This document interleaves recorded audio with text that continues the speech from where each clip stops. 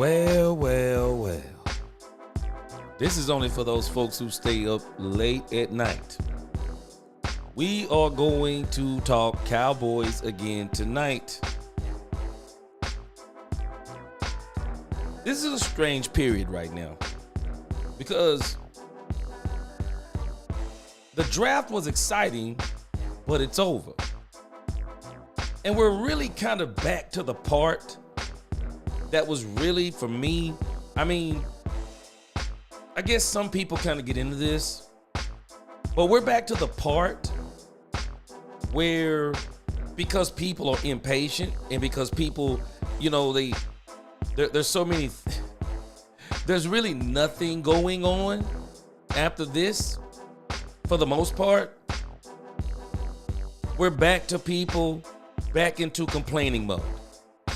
People are kind of back into what the Cowboys are not going to do and all of these different things.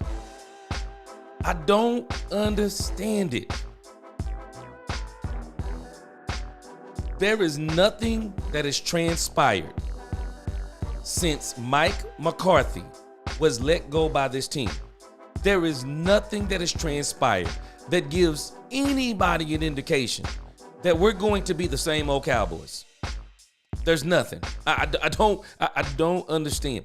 We have thrown ourselves into such a negative mindset that the Cowboys are not going to do anything. That when they're doing something, we're giving every reason why they're not doing something, even though they've been doing things. I don't understand this mindset. It doesn't make logical sense to me in no shape, form, or fashion. And I'm gonna tell you one of the Cowboys fan base's problems, and people can disagree with me.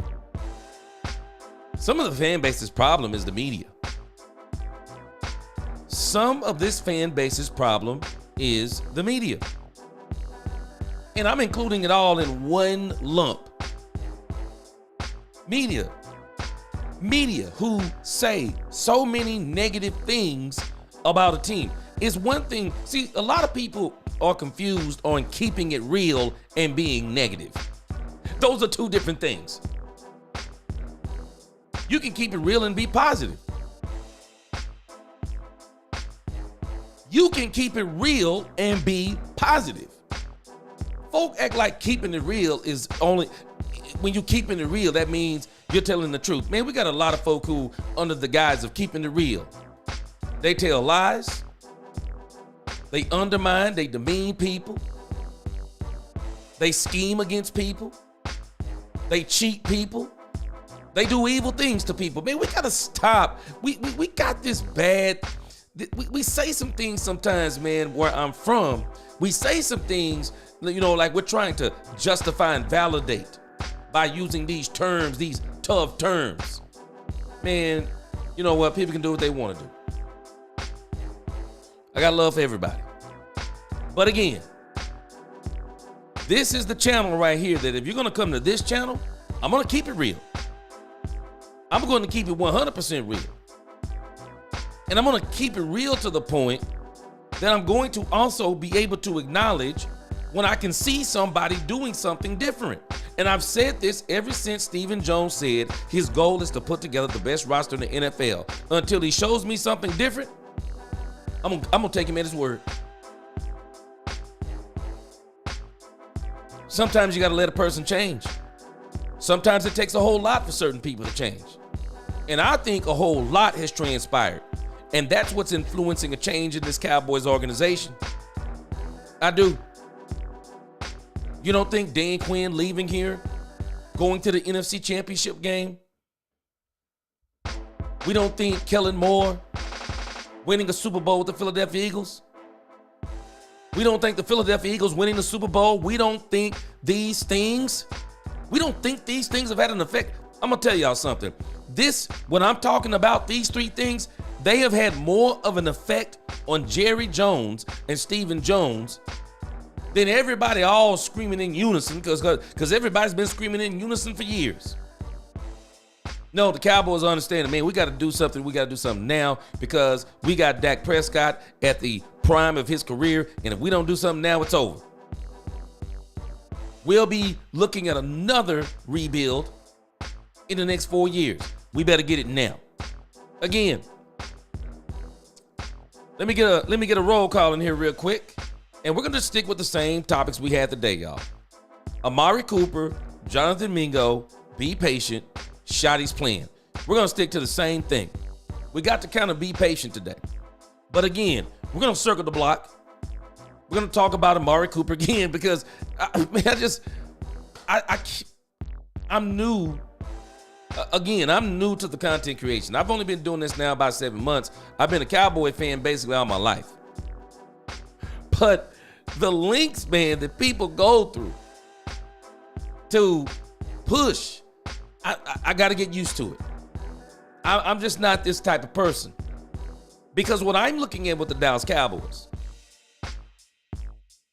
I'm sorry. I just think what they're doing actually makes sense. We'll see if they'll stand their ground in this. But I think what they're doing is making sense. Let me get a roll call, and then we're going to get right into this thing. We're going to get right back into these topics, and we're going to be chatting it up tonight.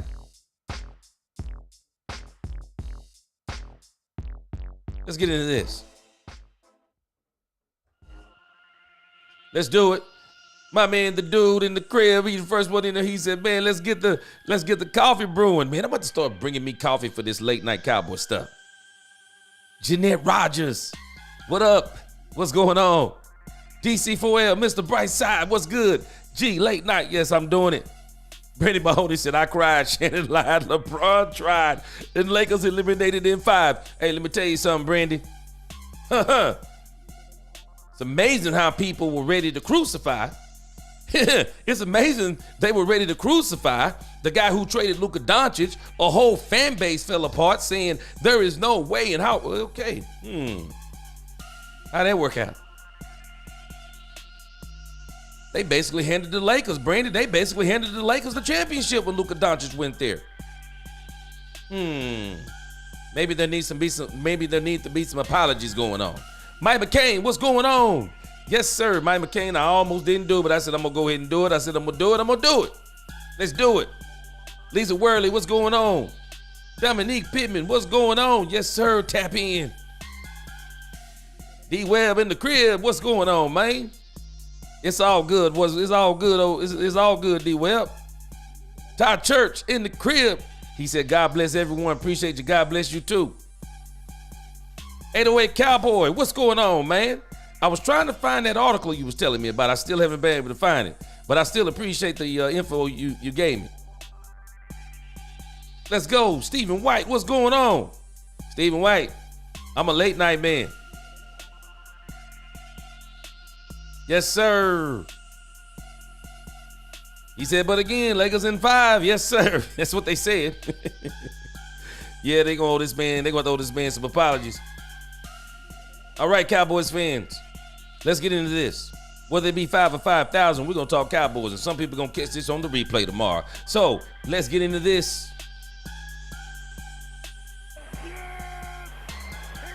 Again, we're going to be doing Amari Cooper. We're going to circle the block again on Amari Cooper. We're going to circle the block on Jonathan Mingo. I'm going to continue to talk about being patient, and I'm going to continue to talk about Shotty's playing. My man, hey, what up? Yes, sir. Kenneth Richardson. What up with you? What up with you? Yes. Good to see you tonight. Let's go. My man, Daniel Lim. What's going on? Daniel Lim. Me and you and some of us on the same wavelength. I like what you're saying. Let's get into this. Daniel Lim is saying something here. And this is what I was alluding to today.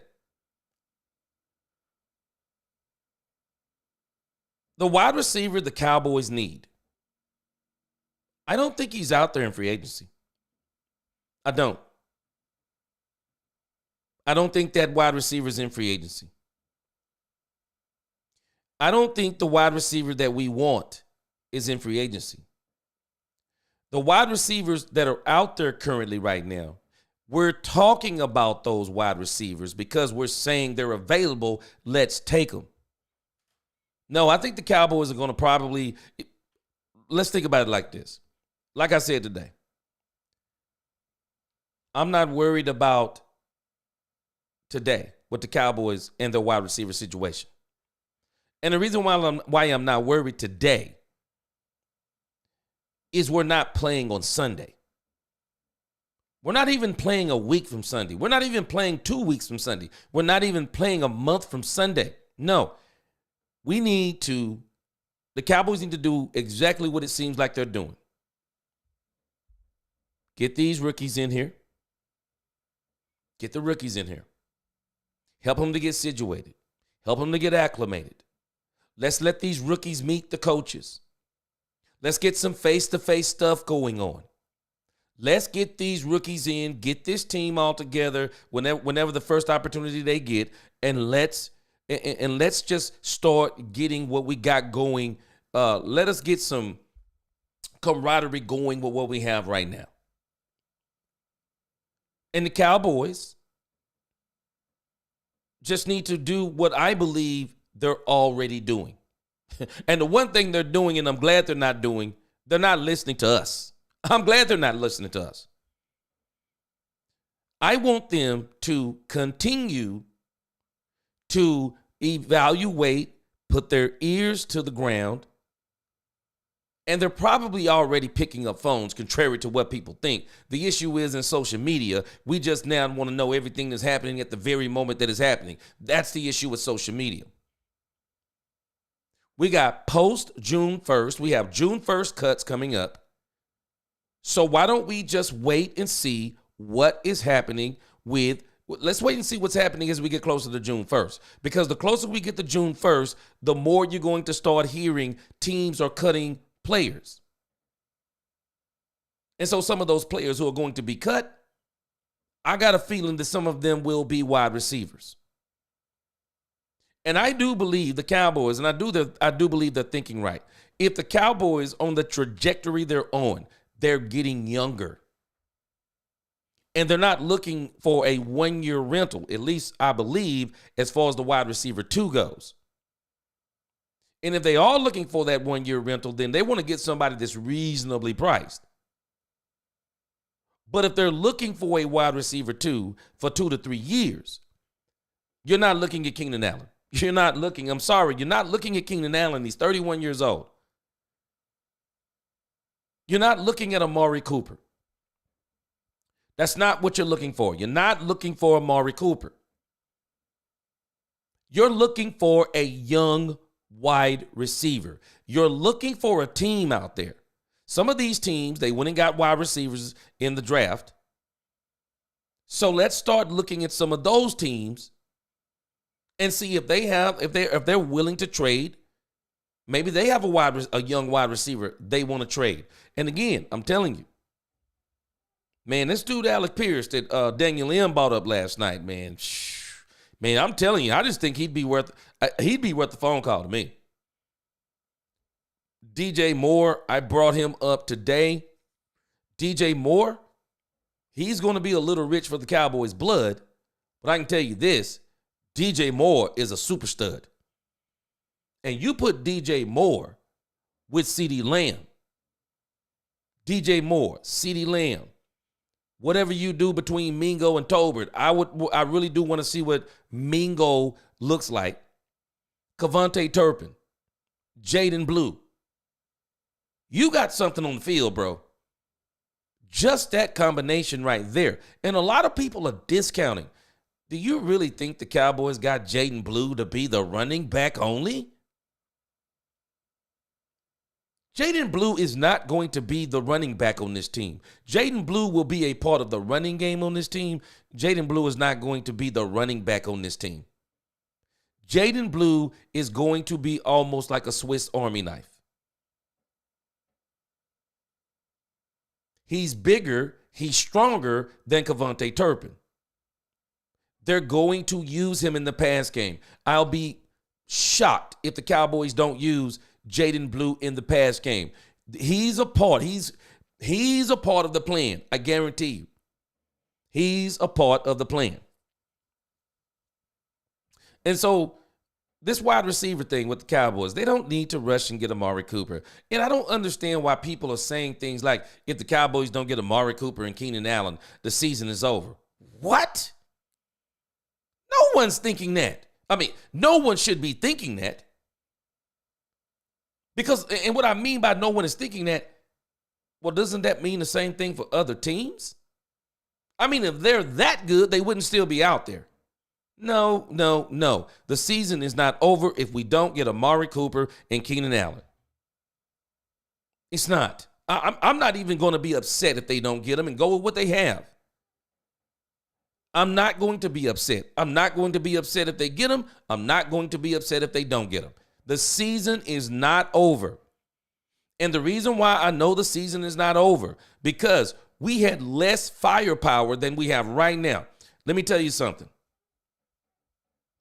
I contend the Cowboys have a better team. I don't necessarily say a better team.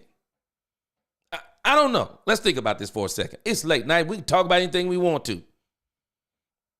It don't matter who agree or disagree. Let's look at something for a second.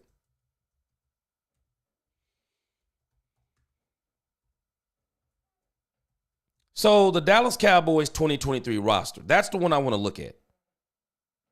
I want to look at the 2023 Dallas Cowboys roster. And y'all tell me what you think about this. Tell me I'm reaching. I'm not going to get offended. Just tell me if I'm reaching.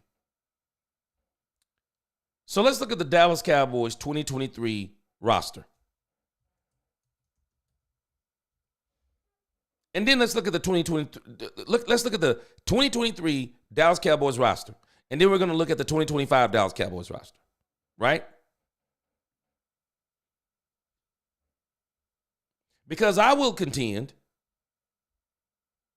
as currently constructed, and I know we're going to have to cut some of these players.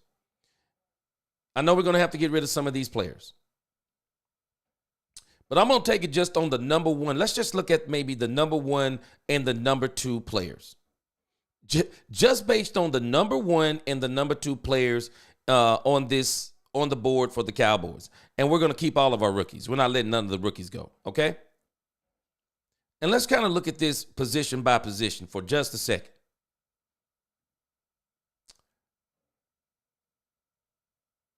And where I want to look is the running back position. Dak Prescott is our quarterback. I would still say that I still say the quarterback room looks better than it did in 2023 with Cooper Rush and Trey Lance, Will Grier, and Joe Milton III. We've already won right there.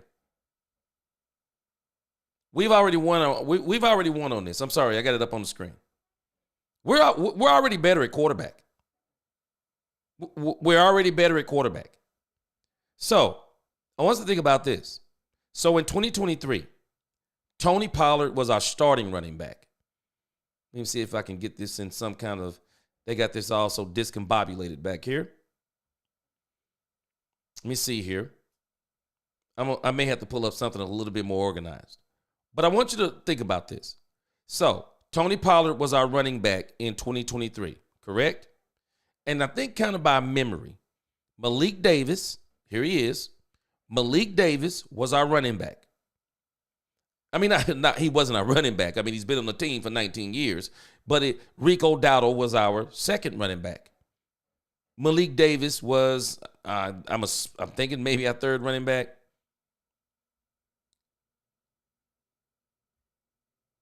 Okay, wait, I got another. Okay, and we had Hunter Lipke on the team. Hunter Lipke is still on the team. So I want us to think about the three running backs that I mentioned. We had three running backs in the grand scheme of things. Our running backs were Pollard, Dowdle, and Davis. Those were our running backs in 2023 in a 12-5 season, correct? These are our running backs right now.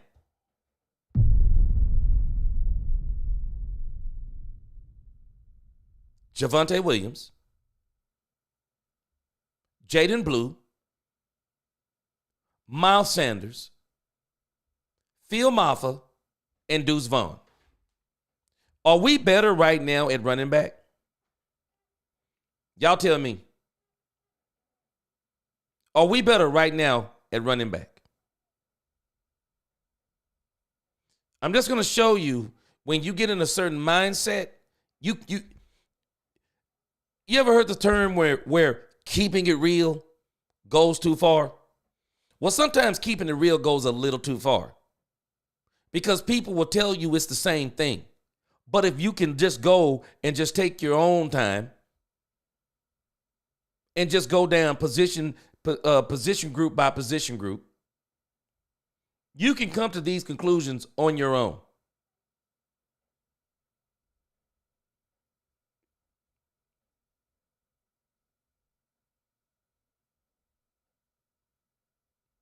So y'all tell me, are we better at running back right now than we were in 2023? Are we better? Because I do believe that there will be one of these running backs who will not make it on this list. And I do believe that it's going to be none other than Deuce Vaughn. Deuce Vaughn is probably going to be a practice squad running back, or he's going to be cut.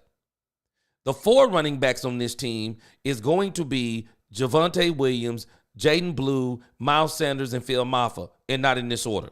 Because I do believe the starting running back for this team is going to be none other than Phil Maffa. Phil Maffa, just right now to me, is better than both Miles Sanders and Javonte Williams. We don't have to worry about Jaden Blue on this list because Jaden Blue is going to be a part of the Dallas Cowboys passing game and running game. The Cowboys are going to be using, I got a strange feeling, they're going to be using Jaden Blue all over the place. So the running backs are going to be first Phil Maffa. It'll probably be third Jaden Blue. But understand, don't even worry about that because he's going, like I said, he will be in the pass and in the run game. And so Javonte Williams or either Miles Sanders will be the second, probably the second official running back. And they may start out in front of Phil Maffa, but Phil Maffa is going to be the starter. But if you just take these 4 without Deuce Vaughn, you tell me, are you taking the running back crew from 2023 or are you taking the running crew from 2025? I'm just telling you, man, we act like the whole world, the Dallas Cowboy world is falling apart and it's the same old Dallas Cowboys because we don't have a wide receiver too? What are we talking about? It's May the 1st. It's not September the 5th. It's May the 1st. We have time to get a wide receiver too. And I do believe we're going to get a wide receiver too. The part that the people don't like is I'm going to give you the cold hard facts, and I don't care who loves it or like it. The wide receiver two the Dallas Cowboys want is not out there in free agency. He's not out there. He's not out there. And the Cowboys are already beyond, if I'm not mistaken, I saw it today, they're beyond the comp picks. They're beyond the comp pick penalty or whatever. So they can pretty much pick up whoever they want to without the whole comp pick thing. So they're saying the same thing that other teams in the league are saying too. They don't want Amari Cooper and Keenan Allen. And why do we have to make this always into an argument of they're washed up? This is not an argument of Keenan Allen and Amari Cooper being washed up. Neither one of them are what they used to be, but they're still very good. And in the grand scheme of things, they're probably better than what we have at the number 2 spot. They're better than what we have. But the Cowboys, they're asking themselves some questions that any team should be asking themselves. Okay, how much better are they? How much better are they than what they have? And are they $15 million for one season better than what we have right now? Are they that much better? Because I'm telling you. So let me ask y'all a question. I've already asked you a question once, and I'm asking you again. Are we better at running back than we were last year? I'm sorry. I'm not even going last year. Are we better right now at running back than we were in 2023? Because I'm going to 2023 because that was a 12-win team. Are we better than what we were then? Because I already know we better than what we were last year at running back. Ty Church says we are better. Mr. Bryce says, HE double hockey sticks, yeah, we're better. Mike McCain said a whole lot better, and like half of them are going to get cut. Bingo. We're better. We are better at running back. We're better at quarterback. And I want to go, this is Cowboys After Dark. We got time. We got time. We're better. We're better. Point blank range, we're better. And for me, I'm like, so why would somebody be saying the Cowboys season is not going to be good next year? Basing on, what are you basing that on? You're basing that on the fact that the Philadelphia Eagles won the Super Bowl? Do you not realize that even the Super Bowl year, the Cowboys were really putting the smackdown on Philadelphia? The first time they went to the Super Bowl with Jalen Hurts? The Cowboys were still able to handle the Philadelphia Eagles. Because of what the Washington Commanders did? Okay. Just keep watching. Just keep watching. We beat them with Cooper Rush. We beat them with Cooper Rush, and we almost beat them with Trey Lance. Okay. Yeah, the New York Football Giants got better. Okay. Jameis Winston and, you're telling me that Jameis Winston and Russell Wilson are the quarterbacks. Okay. Yeah, I'm worried. I'm worried, not worried. The Cowboys are going to be competitive. But I don't think they're even thinking they're going to win the Super Bowl. I've already shown us the stat. For a rookie coach to win a Super Bowl, it would be historical. Legendary. It's probably not going to happen, especially when you got a new coach with a whole new coaching staff. It's probably not going to happen.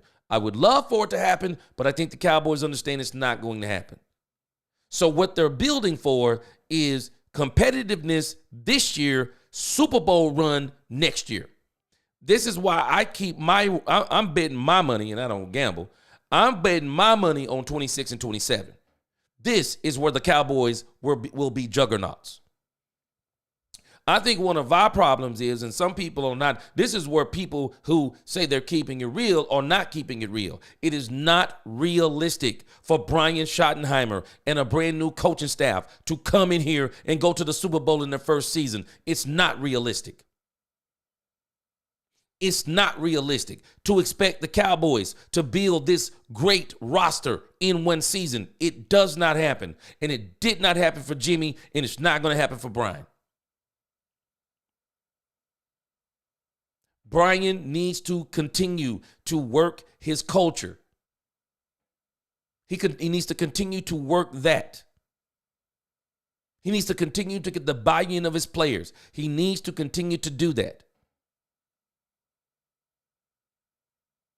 They can't bog themselves down trying to they can't bog themselves down trying to appease an entire fan base, making a Super Bowl like they're going to the Super Bowl this year.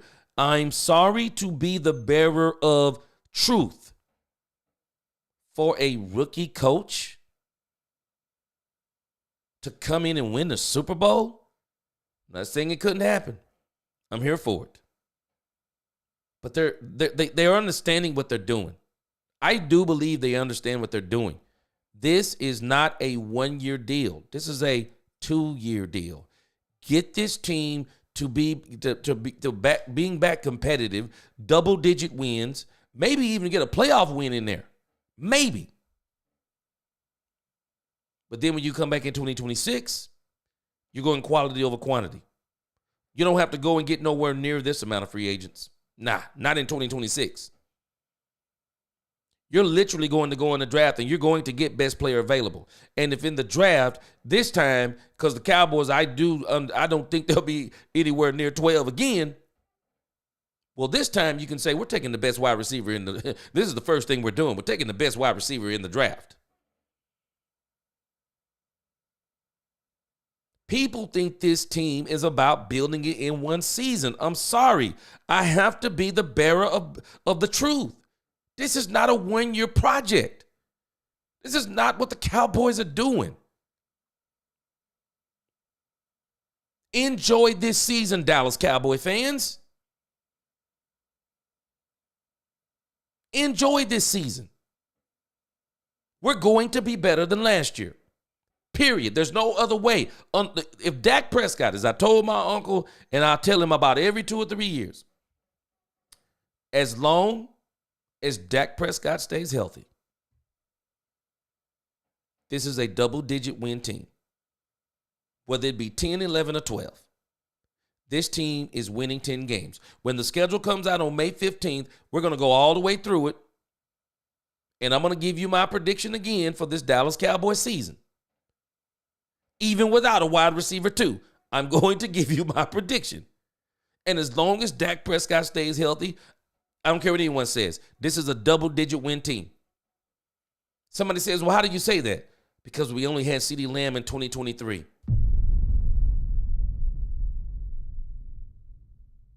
We only had CeeDee Lamb in 2023. We only had Tony Pollard in 2023. We couldn't even stop the run in 2023.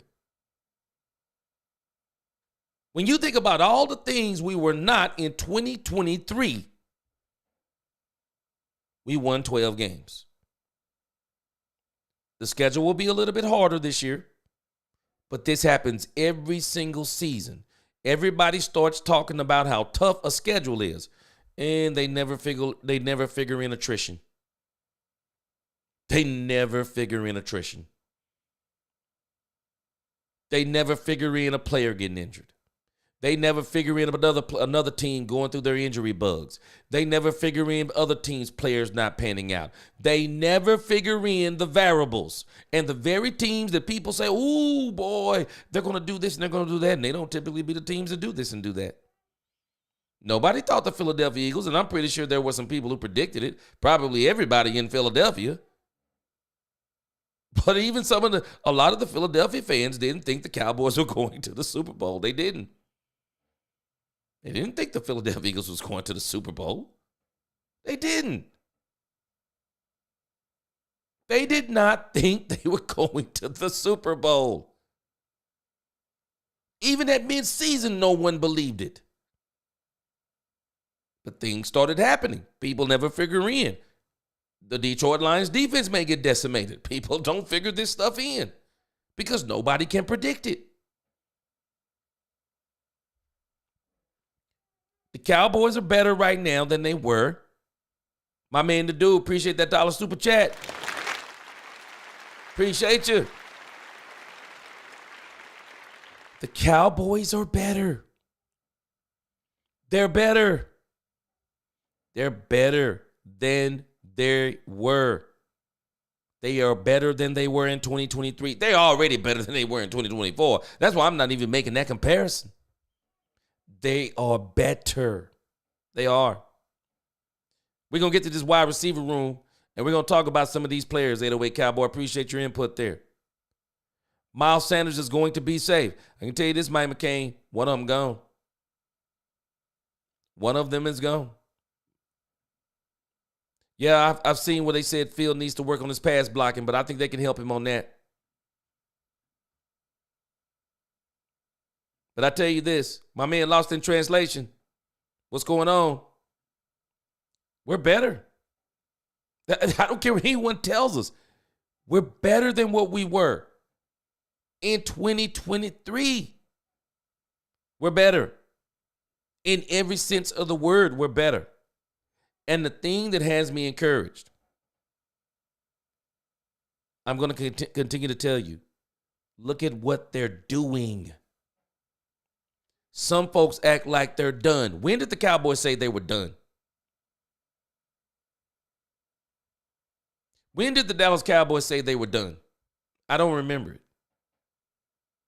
So rather than us complaining like they're done. They're doing.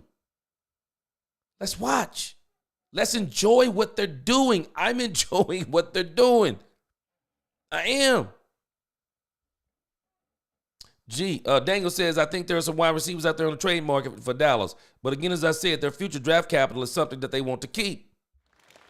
Daniel M. I don't blame him.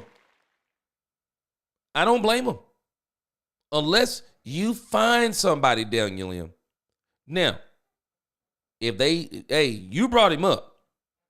If the Indianapolis Colts come knocking on the door about Alec Pierce,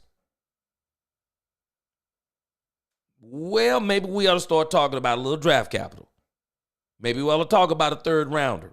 Maybe we ought to talk about that on Alec Pierce. But again, the Cowboys are looking at all of this stuff that I'm telling us.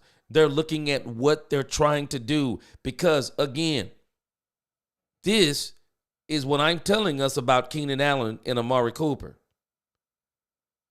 To me, they're the kind of pieces you add when you're 1 or 2 players away. Those are the kind of pieces you add when you're 1 or 2 players away. And I don't even know if Amari Cooper is that as much as Keenan Allen is that.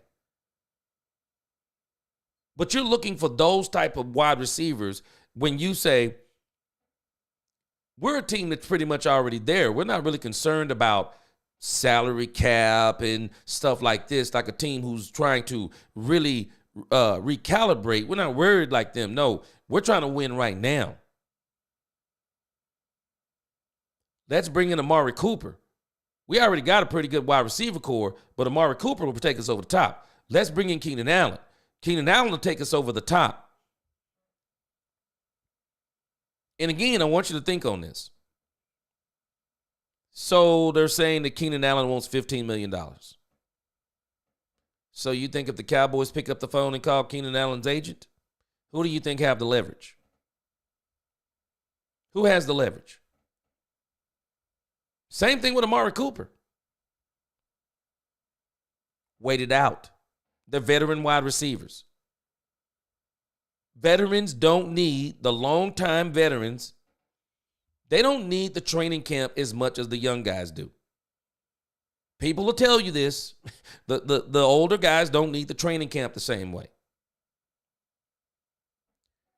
But I'm going to give you another thing, too, of why I'm thinking that this thing with the Cowboys and Amari Cooper, this thing in Amari Cooper, the thing with Keenan Allen. Let me read 808 Cowboy. He says something that I like. He says, do you blame the fans, though? No.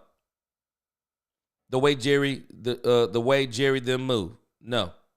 And Nick Harris said comp picks are not affected only until after May 2nd, so they might be waiting until after the 2nd to make some deals. I thought it was already over. I heard some people say it was already over. But again, yeah, they definitely want to clear the compensatory pick thing. I don't blame them. This is one of the reasons why I'm saying what I'm saying, 808 Cowboy. Because I want people to understand. Give them a chance. Watch what they're doing. And you'll see they're moving different. They're moving very different. They are. They're moving very different. I like what they're doing. Lisa Worley, I keep telling people he's already on the team. Lisa says, bingo, whether we like it or not. Again, I do think they're going to try to get. I do think they're going to try to get a wide receiver. I do. They're going to try to get a wide receiver. Miss Matrix, she said, I don't think so, G. I hope to be proved wrong. I'm sorry. You're probably a little bit behind where I was. Which part you don't believe? Because which part you don't believe? Because when you look again, I've already shown 2 positions, and I'm going to continue to go down these positions. When you look at these positions, we're better. We're already better at quarterback than we were in 2023 and 2024. The Cowboys are better at running back. The Cowboys are better in 2025 than they were in 2023 and 2024. The running back room is better. The addition of Jaden Blue and Phil Maffa, They are better than they were in 2023 and 2024. The running back room is better. It is. We got to let it hit the field, but they're better. Stephen Whitey says they're better. Lonnie says, yes, they're better. We got to, Lonnie, we're better now. We are, and we're not done. This is the part that people have to really gravitate towards. We're better, and we're not done. 808 Cowboys says he's better because Jay Will is as good as Rico, and we got Blue and Sanders, so we are slightly better. I think we're way better. I'm telling you, 808 Cowboy, Phil Maffa is going to be an absolute monster on this team. If this offensive line shapes up the way that it needs to, this running game is about to be a problem for people. This running game is about to be a problem for people, I'm telling you. Dang Liam said, I got to see what Blue and Maffa do in camp before I can determine if the running back room is better. It's better. It's better than Tony Pollard, Malik Davis, and Rico Dowdle. It's better. And I understand your reservations, you want to reserve and wait and see. Just looking at the tape on Maffa and Jaden Blue, oh man. What's his name didn't have speed like this. Pollard didn't have speed like Jaden Blue. Pollard didn't have speed and the moves of Jaden Blue. Didn't have it. Rico Dowdle doesn't have the power of a one Phil Maffa. I don't think any of the running backs on the list for the Cowboys that you're looking at right now, I don't think any of them have that power. Phil Maffa is going to be a problem. Does he need some work? Yes. But you can just look at the tape on this guy. If they give him a crease, he's going through it. And arm tackles aren't going to do it. Arm tackles are not going to do it. Michael Towery, number 4 record against the NFC East, 33-8. Let that sink in. This is why I'm not worried. I'm not listening to all this stuff people are talking about. The Eagles are better and blah. I'm not listening. I'm not listening. If 4 can stay healthy the whole season, I'm taking him over every quarterback in the NFC East. I'm taking Dak Prescott over every quarterback in the NFC East if he stays healthy. Lonnie, we're going to be competitive. We cannot build the team that we want in one season. That's fact. That's not conjecture. You can't do it. You cannot build that team from where we started. That's my point. I'm not saying that you can't do it in the season, but you got to have a lot of pieces already in place. The Cowboys have some very good pieces in place, but we were missing a lot of major pieces. So now we have added some of those pieces. Now we got to let those pieces mature. Lisa Worley, patience is a virtue. We got to give them another. We got to give them the time to get this all together. Let me go through another position. Let me go through another position real quick. Let me see if I can find a better list as far as the 2023 roster, because that one is a little tedious to look through.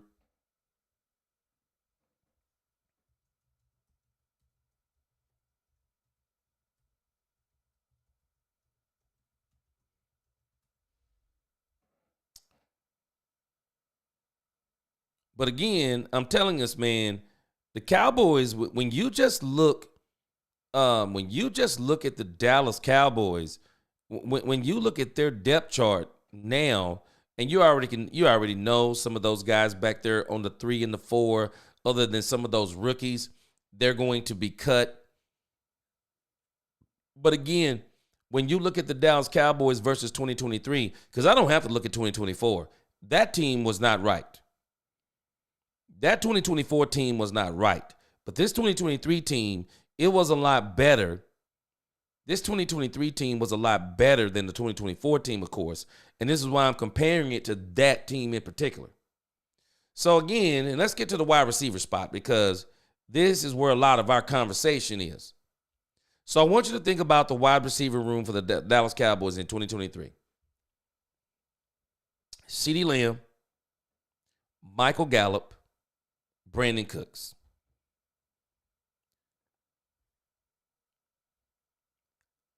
I knew going into the playoffs, and a lot of people didn't understand this, and I didn't have a channel back then, but people that I would talk to before I started the channel, I was actually trying to tell people what a problem this was, and some people didn't understand it.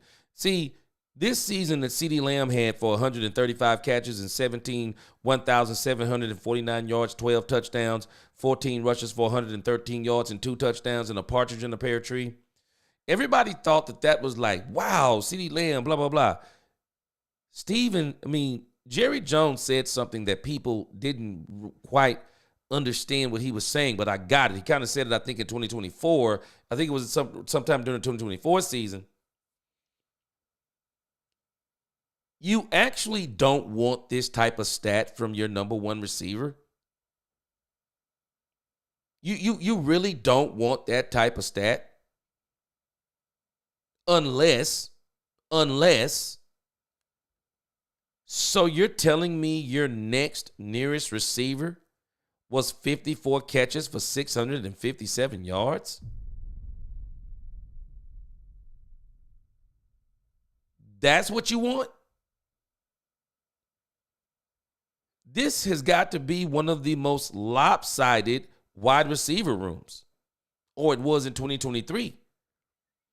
Brandon Cooks, Michael Gallup, CeeDee Lamb, Jalen Tolbert, I think, is in that wide receiver room. And so is Jalen Brooks. And probably someone else we probably don't think about. Yeah, there's Jalen Brooks. Jalen Brooks is in there. I mean, when you think about that wide receiver room, and again, okay, I'm sorry, and they keep Kevontae Turpin in there. We can't forget him. Kevontae Turpin is in there. Jalen Tolbert. But in the grand scheme of things, that was the wide receiver room. So when you look at the wide receiver room now this is probably where, and I'm not going to say probably, this is why we probably have the serious argument in this area. It is the wide receiver room. CeeDee Lamb, we're still where we are with that. Kevontae Turpin. Paris Campbell, didn't realize he's been around about 6 seasons. I'm sorry, I just don't keep up with the players that are not the Cowboys like that. We got Mingo, Illinois, Josh Kelly, Trayshawn Holden, Seth Williams, Kelvin Harmon, Jalen Brooks, Jalen Tolbert. So the wide receiver room is where we got the problem, and that's why we are kind of where we are. But again, the question becomes, what is Jonathan Mingo? We don't have a clue yet. We don't have a clue what Jonathan Mingo is. And so the question is for the Cowboys, will they take a chance and see what Mingo is? Will they take a chance and see what he is? I don't think they will, but we got to see. And while we're on this, let me show you something that Nick Harris wrote. And I think this is very interesting. I said this today, and I know it to be true based on what Jerry Jones said. I really didn't need Nick Harris to say it, but HTM Sports, he says Nick Harris dropped some interesting points. He did. Ted McMillan would have been the pick if he made it to 12. Yes, Jerry Jones said as much. Ted McMillan would have been the pick. It was obvious he was going to be the pick because even Micah Parsons was saying that was our guy. I don't think Micah Parsons was just saying that because they wanted him. I think Micah Parsons kind of knew he was probably going to be the pick. They knew. I think the consensus in the building is that Ted McMillan was going to fall to the Cowboys. And listening to a lot of the pundits, yeah, Ted McMillan, his stock is falling. Man, please. Yeah, his draft stock is falling. He's going to fall to the Cowboys, please. Just like Tankathon predicted. He was not making it past the Carolina Panthers. And I still say I even wonder if he makes it past the Chicago Bears. I even wonder if he makes it past the Chicago Bears. But I like the Tyler Booker pick. I'm not complaining. He says wide receiver was completely off the Cowboys board after round 5. You don't have to be a rocket scientist to kind of understand these things. They said they were working the board. And by the way they were working the board, these things we know to be true. Matthew Golden, Emeka, Luther Burden III, the Cowboys didn't have first-round grades on them. They didn't have first-round grades on them. They didn't. This is why they all went off the board. They didn't have and maybe they had a first-round grade on Hampton, but they didn't have a number 12 grade on Hampton. And I'm not sure a lot of teams would have had a 12 grade on Hampton, maybe a first round, but not a 12. And so the Cowboys were in a position. Were they going to trade back, or were they going to stand pat, get Tolbert, and see who was going to be available in round 2? Well, it's obvious. I do believe that in the first 2 rounds, Ted McMillan was their first round grade. Their second round grade was Golden, Emeka, Luther, Quinshon Judkins, Travion Henderson, Omarion Hampton if he gets there. Those players are all, I believe, second round grades. And they probably go over Donovan. They probably go over Donovan Ezeraku. They do. They probably do. They're gone. So what do the Cowboys do? They stick to their board. And man, I'm just telling you, the things that people have been saying about Donovan Ezeraku, boy, it is impressive. There are people who are saying that Donovan Ezeraku, even being an undersized defensive end, they're saying that he was their second best rated pass rusher. They had him rated right behind Abdul Carter. That's saying something. And again, Donovan Ezeraku, look at the tape. He's a technician. And I think that's what has impressed not only the Dallas Cowboys, there were other people impressed by Donovan Ezeraku too. The Cowboys work their board. This stuff is all not rocket science. Then it says there's an internal push for an outside wide receiver. Don't want to roll with just Tolbert and Mingo. And that is, Stephen Jones has said as much. Stephen Jones has said as much. He said the number 2 is not on this team. So let's stop thinking they're dumb. They're not dumb. They're going to get a wide receiver 2, I believe. I believe they're going to get a wide receiver 2. The one that they want is just not out there. And when I'm talking about the one that they want, I'm not talking about the name. I'm talking about the price, because they're looking at the price. I know people are saying, oh, we got $30-something million. Yep. And you still got to sign. And I know Steven said we're going to spend to the cap.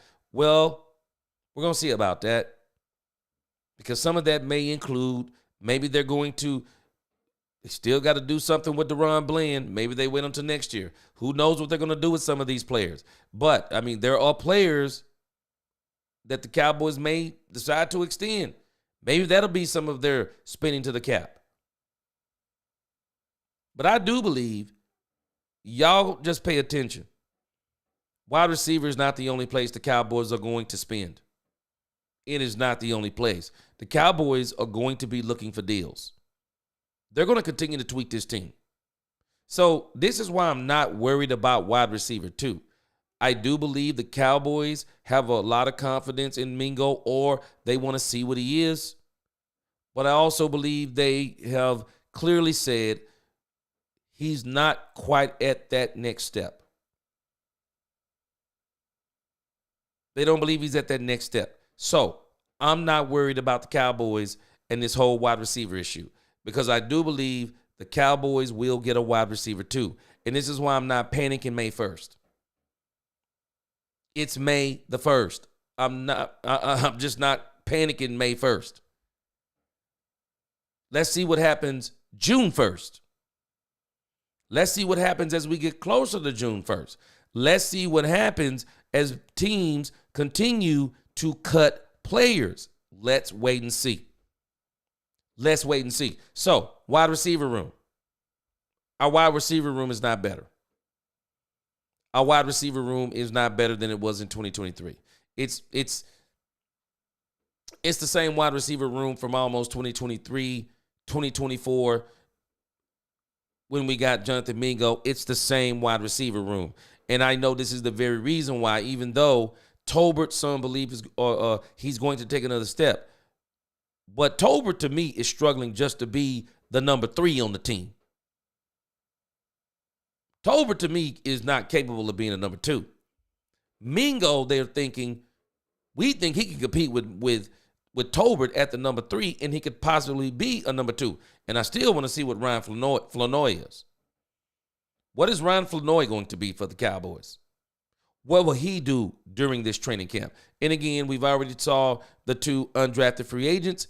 I want to see what they're going to do too. But again, that still kind of puts you in a situation of you're not quite confident that Mingo can do it this year maybe.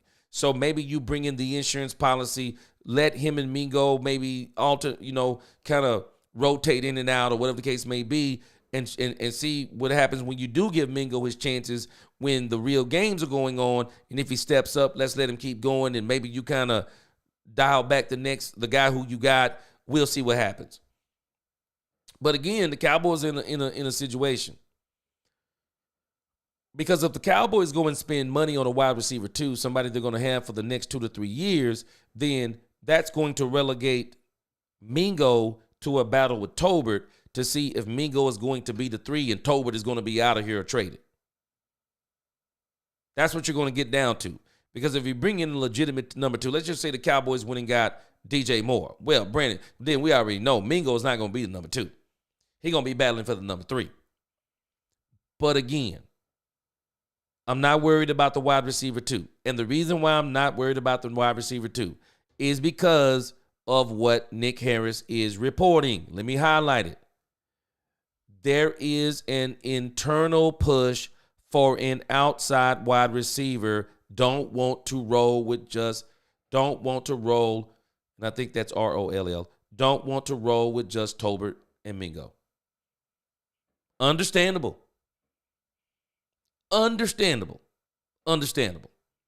So that is the position where we have not gotten better. Now, when you look at the tight end position, I think the tight end room has been the same for the most part. Ferguson, Schoonmaker, I think Brevin Spanford, can't remember, maybe he came last year. We got John Stevens Jr., and then we got Princeton Fant, and then a lot of people are high on this Tyler Neville guy. I would say the tight end room, it's about what it was. The tight end room, we're still waiting on the tight end room to go from, we're kind of waiting on the tight end room to go to great. I think the tight end room, and let me see if I can classify it in these words. The tight end room is good enough. We're waiting on it to go from either good enough to good or good enough to great. The tight end room is good enough. We need to still get another year and see what in the world is Jake Ferguson going to do. I mean, Travis Kelce is talking about he's the tight end that's the next man up, but I would contend that doggone Schoonmaker really started turning it on towards the end of the season last year, and Schoonmaker may challenge Jake Ferguson for the starting position. I thought Brevin Spanford was pretty good too. I thought he showed some flashes. And then, of course, we got Neville Tyler. People are talking about him, so we'll see what it do. Get ready. We're going to see a couple of more cuts probably before training camp really even starts with these tight ends. They're going to start cutting down some of this fat off this roster. But the tight ends, we're about the same. Hunter Lipke, we threw him in with the running backs. Now, when we look at the line, we got to examine this. And again, I still think we're already better than the 2024 line. I'm not even including them. But when we look at the 2023 line, It was Tyron Smith, Tyler Smith, Tyler Biotish, Zach Martin, Terrence Steele. That's kind of what that line was. That's kind of what our starting line was. And then we got a few more players in here as far as our depth goes. Carl Davis, Kumi Doga. There were some people who were really disappointed in some of these players that we let go off of the line. I remember people talking about it. We still got Brock Hoffman. Let me see. There's a couple of more in here. Jonathan Hankins. A lot of people were upset. Chauncey Golston is out the building. A lot of people were upset about that. You got Neville Gallimore, Dante Fowler. Funny, Dante Fowler is back on the team. So he's one of these players we've added back in a sense. So when you start looking at this depth chart and then you compare it to the 2025 depth chart, line-wise, very concerned about Tyler Guyton. We're going to see what he is. We still have Tyler Smith. Cooper Beebe is an absolute beast. We are better at center. Right guard, Tyler Booker is not better than prime Zach Martin, but I think he's going to be a step up from the Zach Martin that we saw last, who was battling the ankle injury. So Tyler Booker, Tyler Booker is going to be great. And then we have Terrence Steele, who is still out there. And the reason why I'm saying that we're better at the offensive line position, even though Tyler Guyton, he's definitely not better than Tyron Smith. And we know Tyron, even hurt, was still, man, when he's there, he's there. He's a beast. But we got Awesome Richards. When I look at the depth of Robert Jones, when I think about Brock Hoffman, when I think about the depth that we now have on the offensive line, I think the offensive line is slightly better. Definitely going to be better than it was in 2024. And I think it is slightly better, if not, and we're going to see what happens when they hit the field. It may be way better with the scheme that Brian Schottenheimer is going to run. I like the offensive line. I like it. I like it better than even 2023. I like it. I like the offensive line. Still got questions with Guyton, Terrence Steele. I hope he gets pushed by Brock Hoffman is multifaceted, and we're going to see. I don't think Johnny Cornelius is going to be a starter over Terrence Steele, but we'll see how all of this works out. Because, again, I still say if Guyton is not working out at left tackle, switch him over to right tackle where he played in college, move up Awesome Richards over the left tackle. We'll see how Robert Jones competes in all of this. We'll see where Brock Hoffman competes in all this. We'll see what TJ Bass. But, again, when I look at the Dallas Cowboys line, I think it's better. I think it's better. Y'all tell me what you think. But I think the offensive line is better. Starting slightly, but with the depth, it's way better to me. I think they are way better. Y'all tell me what you think on some of this. The dude, he says, I'll keep it real, G. Too much Madden GM playing. Want to trade? Call CIN. Oh, yes. Call Cincinnati for Henderson and 70.5 sacks before he ends up in the NFC East. At least let training camp play out to look at wide receiver options then. Yes. Yes. That's exactly where I am. We're going to have to get a wide receiver too, I believe, for sure. I think we're going to have to get one. I just don't think the one that they want, I don't think he's out there. Not right now. I don't think he's out there. I think the one that everyone else wants is out there. I don't think the one the Cowboys wants is out there. I mean, because if the Cowboys wanted them, they're right there for the taking. And then the question becomes, again, we make these in the Cowboys questions. Why aren't other teams getting them who need wide receivers? Why are they not getting them?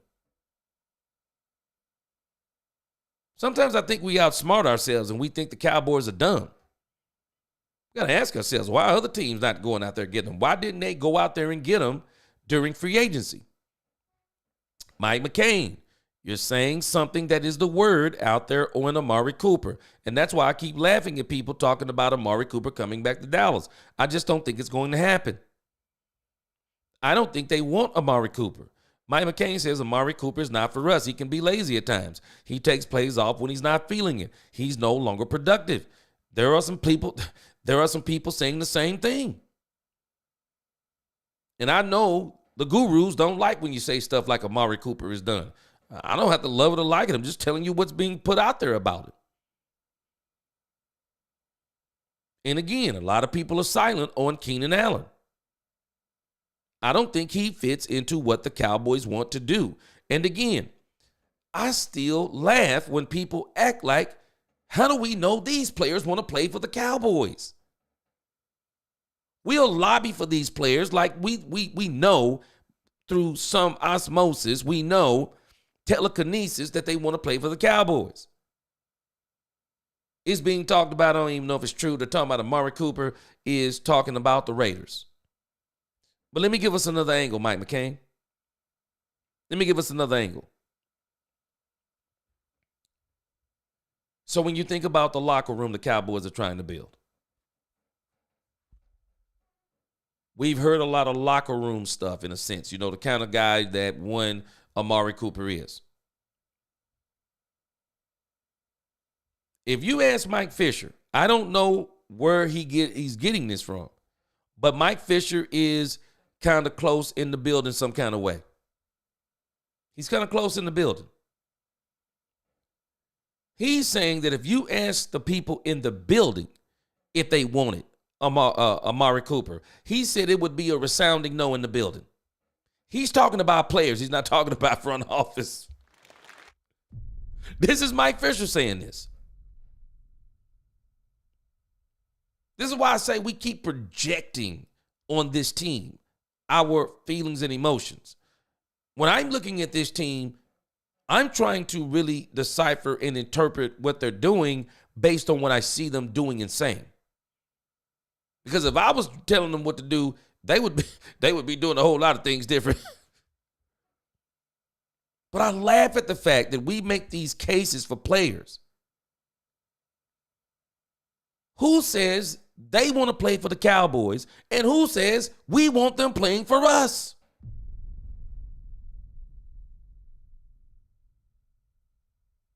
'30-year-old guys, 30-plus-year-old guys are set in their ways. Do we remember what Amari Cooper was saying about the older guys in the locker room? No, this locker room is getting younger. The exception is Dak Prescott. He's the quarterback. Understandable. The team is getting younger. And if anybody comes in here, I'm telling us, they're looking for somebody who fits this team. Price, character. Do they fit into what they want to do scheme-wise? They're looking at all of that. Okay, I see you, Miss Matrix. She said, yeah, you're talking about that wide receiver room, I'm sure. Yeah, that wide receiver room, when you look at it versus 2023, that's the piece that really needs the improvement. And again, I understand where everybody is on the wide receiver too. I want a wide receiver too also. I'm just not in agreement with people who are wanting Keenan Allen and Amari Cooper. I'm not going to be mad if they get Keenan Allen and Amari Cooper. I'm going to cheer for them like I'm going to cheer for anybody else they get. I don't think they fit what they're doing. I don't think they fit what the Cowboys are trying to do. I don't think they fit. And I don't think they're out there. I don't think they're out there yet. They will be, though. The dude said, with this mix of vets and rookie running backs going into training camp, if he was still here, I think Dowdle would struggle to make the 53-man roster by the end of the camp. I do, too. I really do. I do, too. I think he would struggle to make the camp because I don't think both of the running backs we picked up in the offseason, in the free agency, I don't think they're going to make it. I don't think they're going to make it. David Johnson, he said, Moff and Blue are here for 4 years. Yes, sir. It's going to be a problem for the NFL. David Johnson, I'm saying the same thing. They are going to be a problem. Everybody's talking about these other players in the NFC East. Let me tell you something. These players are going to be a problem as the Cowboys get their offensive line together. And they're all getting that offensive line together. The offensive line looks way better. 808, he says Ridley. Yeah, man. I would love for them to talk about Calvin Ridley. You got a point on that one, 808 Cowboy. I would love for them to talk about Calvin Ridley. They drafted 2 wide receivers, A. Manor and Dyke, and maybe trying to get younger and get a 2026 picks. They're in team building mode, so it makes sense. Man, Calvin Ridley. Now, I know we had that one gambling thing. Calvin Ridley, man, let me tell you, boy, it's amazing how things change. Boy, I can remember when Calvin Ridley hit the Atlanta Falcons. Boy, people were talking about him like gangbusters. Boy, they were talking about Calvin Ridley was about to be him. Calvin Ridley's career got derailed a little bit. Maybe a place like Dallas would be good for him. And again, I made a point about Amari Cooper. Let me get on that, and then I'm going to read Miss Matrix comment. Because, and again, when you think about the kind of guys the Cowboys are looking for, let's think about this. So, Amari Cooper, with a lot of the things that people say about him being eccentric and all of these different things, being a thinker, they may not want that back in the locker room. And that's one of the things that Mike Fisher is alluding to. I heard someone say today that the biggest person, the person who was the most against Amari Cooper was Mike McCarthy, and he's no longer here. Yeah, but the Joneses said some things about him too. But again, Fisher is contending that people in that building would not want him back in there. Let's think about it. And a lot of people don't like this conversation, but it's worthy of a conversation. Let me tell you the kind of person I am. If I'm trying to build a certain culture, I'm trying to build a family, I'm trying to build camaraderie, the one thing I want everybody in the building to know is that they can trust me. And the one thing I'm not going to do is breach or break that trust.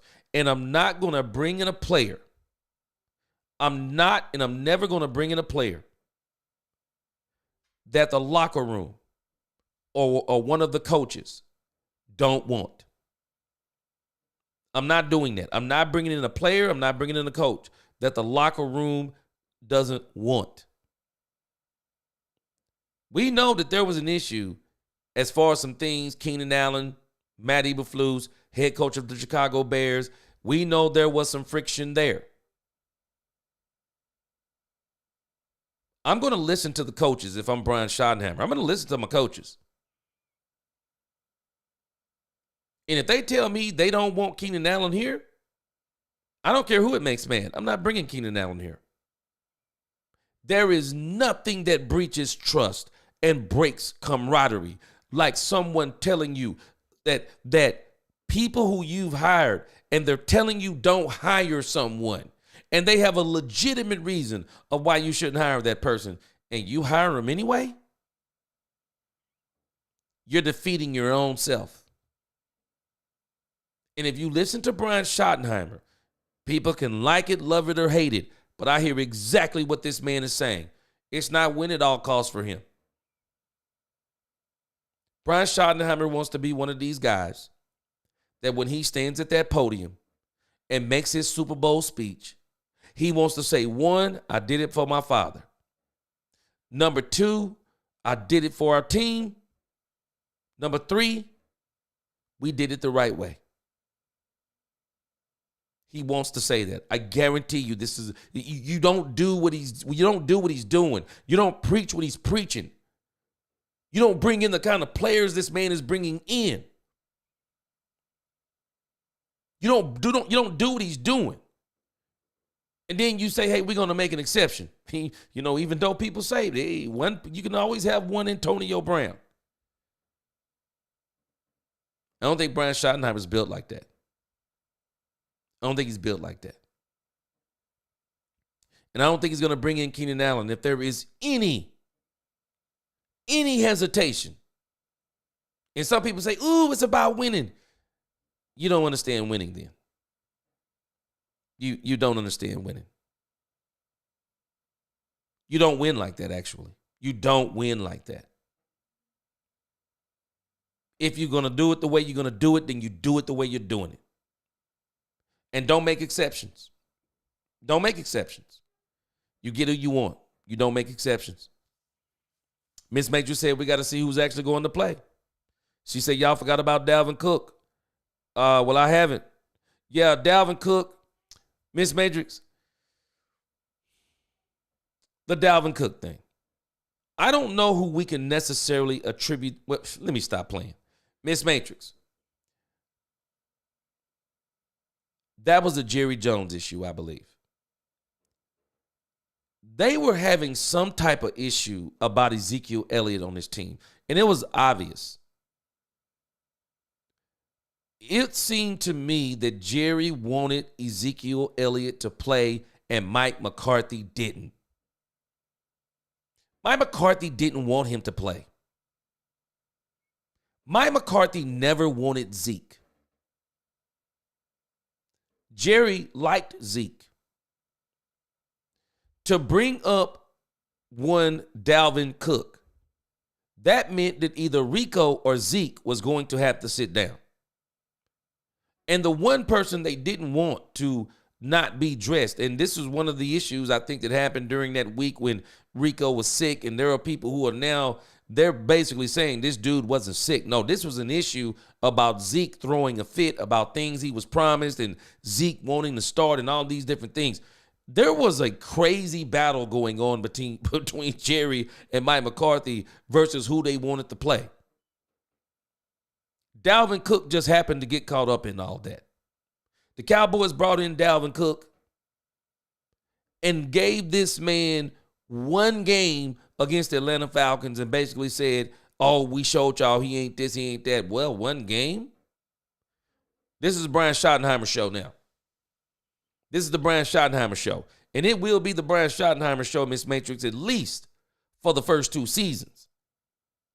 And if he wins, it'll be his show for the next 4 seasons. But he's going to get to do what he wants to do. And they're not going to do this again. No, they're going to, these guys they got on this team right now, these running backs, Jaden Blue, Phil Maffa, they're going to be playing. They are going to be playing. I wonder if Javonte Williams and Miles Sanders will both make this 53-man roster. But Phil Maffa, they brought him in for a reason. It's just like Brian Schottenheimer said. They asked him, are they going to be starters or can they be starters on this team? He said, I hope so. That's why we drafted them. They drafted Jaden Blue and Phil Maffa to start playing immediately, not to sit down behind these running backs. Dwayne Hart, Pollard was a 4.38 in the 40. Yeah, Tony Pollard was a 4.38 in the 40, and Jaden Blue is a 4.25 in the 40.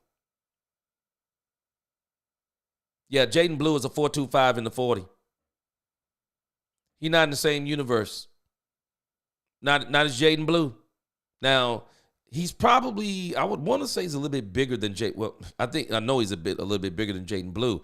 But speed-wise, moves, change of direction, he's not in the same universe.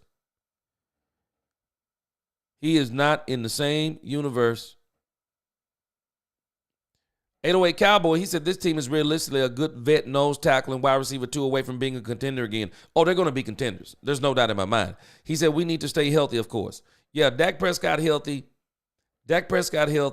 And they're going to address, I do believe they're going to address both of those positions. We just got to be patient. That's all we have to do is just be patient. The Cowboys are going to make some more moves. And I don't think it's just going to be wide receiver 2, and I don't think it's just going to be the nose tackle. I think the Cowboys are going to be making moves all the way until day 1 of the season. Because when you get down to those final preseason cuts, the Cowboys are going to, I guarantee you, they're going to look at those players. They're going to look at those players and see if there's somebody that they may want to bring on. They are going to continue to tweak this team. Man, I'm telling you, this NFL, you never know who's going to be available. You never know who's going to be available.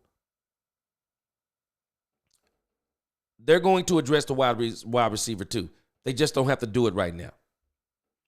The nose tackle position, I think they're expecting Mozzie Smith to make another step.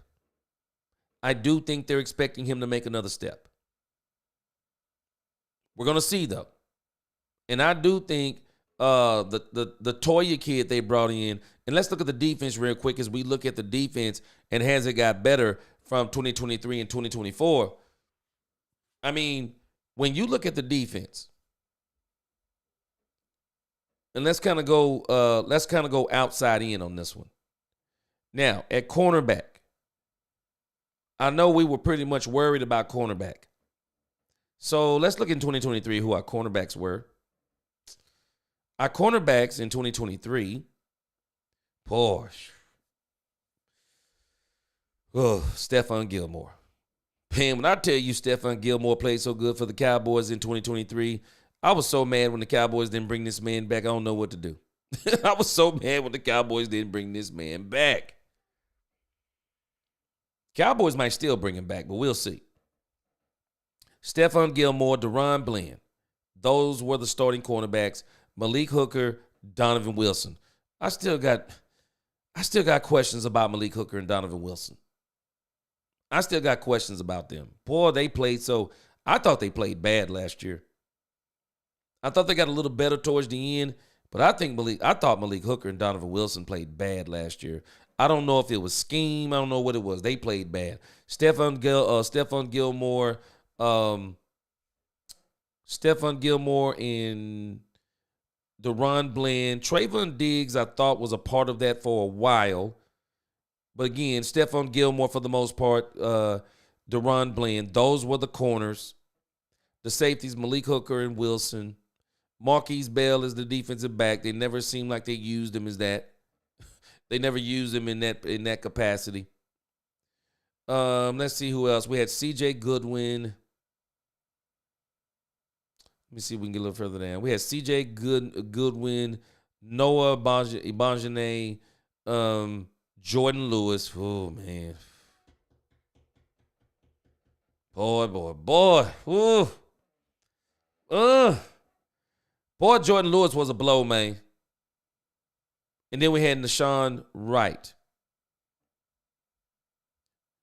And then when we look at the depth chart this year, man, I got to be 100% honest. I really love the pick of Savon Revel Jr. We got to see what Kyrie Elam is. Deron Bland, he's Deron Bland. We got Kalen Carson, Josh Butler. Oh. I think the starting cornerbacks were better in 2023. I think the starting cornerbacks were better in 2023. 2024 was, I kind of thought 2024 with the injuries and everything that was going on, I thought 2024 was a mess with Trayvon Diggs starting. 2024 was a mess. I think we may have been better in 2023 because of the starters, but in 2025, we're definitely better than 2024, and we have a possibility of being I'm struggling because I'm thinking about Jordan Lewis. Jordan Lewis is one of the best nickel corners in the league, man. Jordan Lewis, I mean, outside, I'm not worried. Savon Revel come in. I think he'll be better than – I think Savon Revel Jr. got the opportunity. If he gets healthy, man, this dude's going to be a monster. I think he might be better than Trayvon Diggs, especially Trayvon Diggs coming back. I don't know about Trayvon Diggs in his prime, but he's got the opportunity to be that kind of cornerback. So Revel Jr., I'm not concerned about him taking Diggs' spot. I'm not. Deron Bland is Deron Bland. The question mark is who takes the place of Jordan Lewis. Jordan Lewis was a dog, y'all. Jordan Lewis was a dog. Kalen Carson and Butler and Israel, and you know they're gonna have guys that's gonna get their opportunity. I do think the guy who they want to be that guy, I think they want it to be Kyrie Elam. I think they want it to be Kyrie Elam. I think they're going to try to see if he can maybe work that slot position.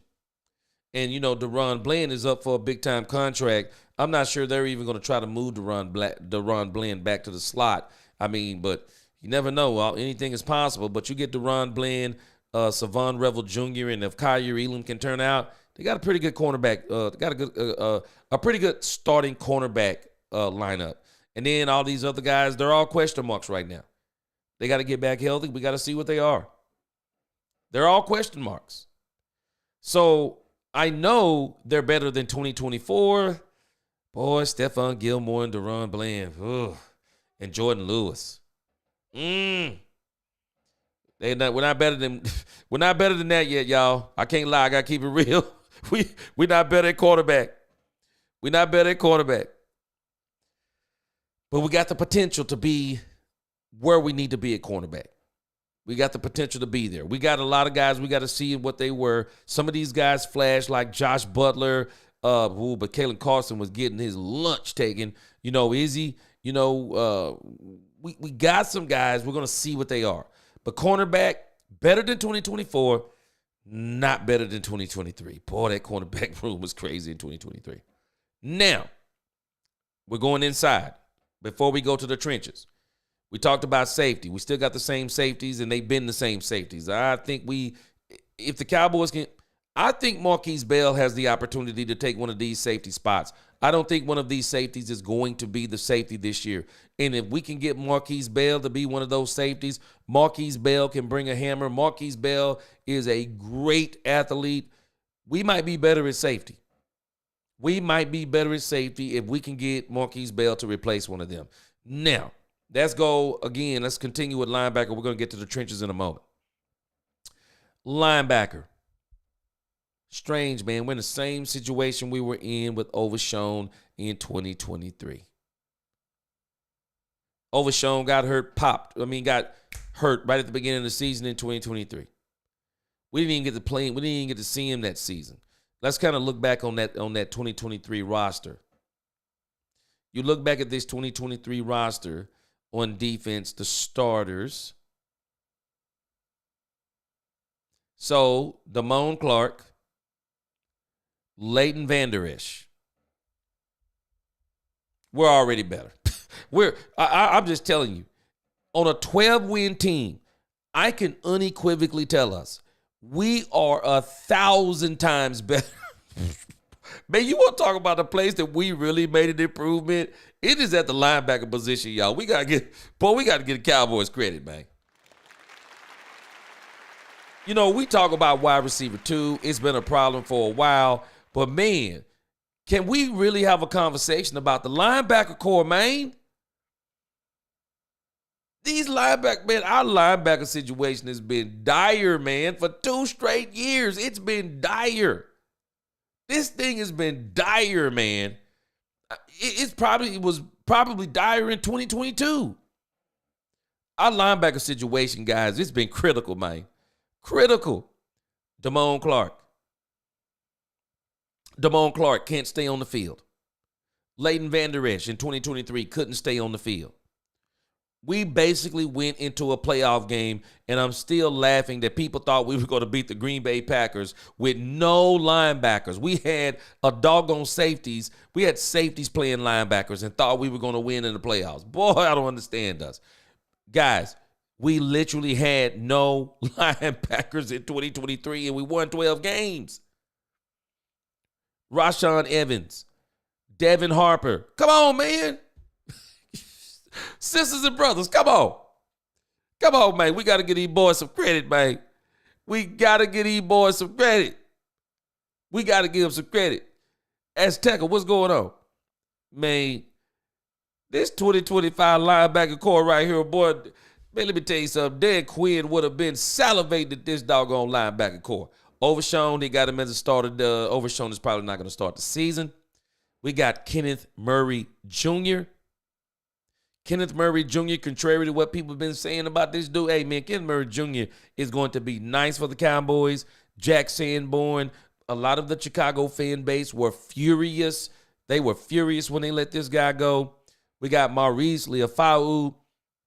They got Shamar James. But again, just a couple of moves they made. I don't know a lot about Justin Barron yet. Some of these guys back here probably won't make it. But when you just look, and again, Liufau looked nice. He really did. So when you just look at these first 4, I think Damone Clark, I don't know if Damone Clark is going to make it, but we're going to see. Damone Clark, James Shamar. When you look at these six, Demario Novashone will be back at some point, I believe, maybe 3/4 of the way through the season. But if you just look at the linebacker core right now, these four, Kenneth Murray, Maurice Liufau, Jack Sanborn, and Shamar James. Boy, the Cowboys are 10 times better at linebacker, man.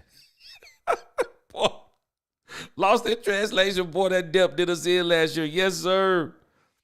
Yes, sir. I'm telling us, man, we way better at linebacker, guys. We're way better at linebacker. We are way better at linebacker. So, again, I just want to keep track a little bit. Quarterback room, better. Running backs, better. O-line, better. Wide receivers, more of the same. More of the same. We know we got to get that fixed. Tight end, more of the same.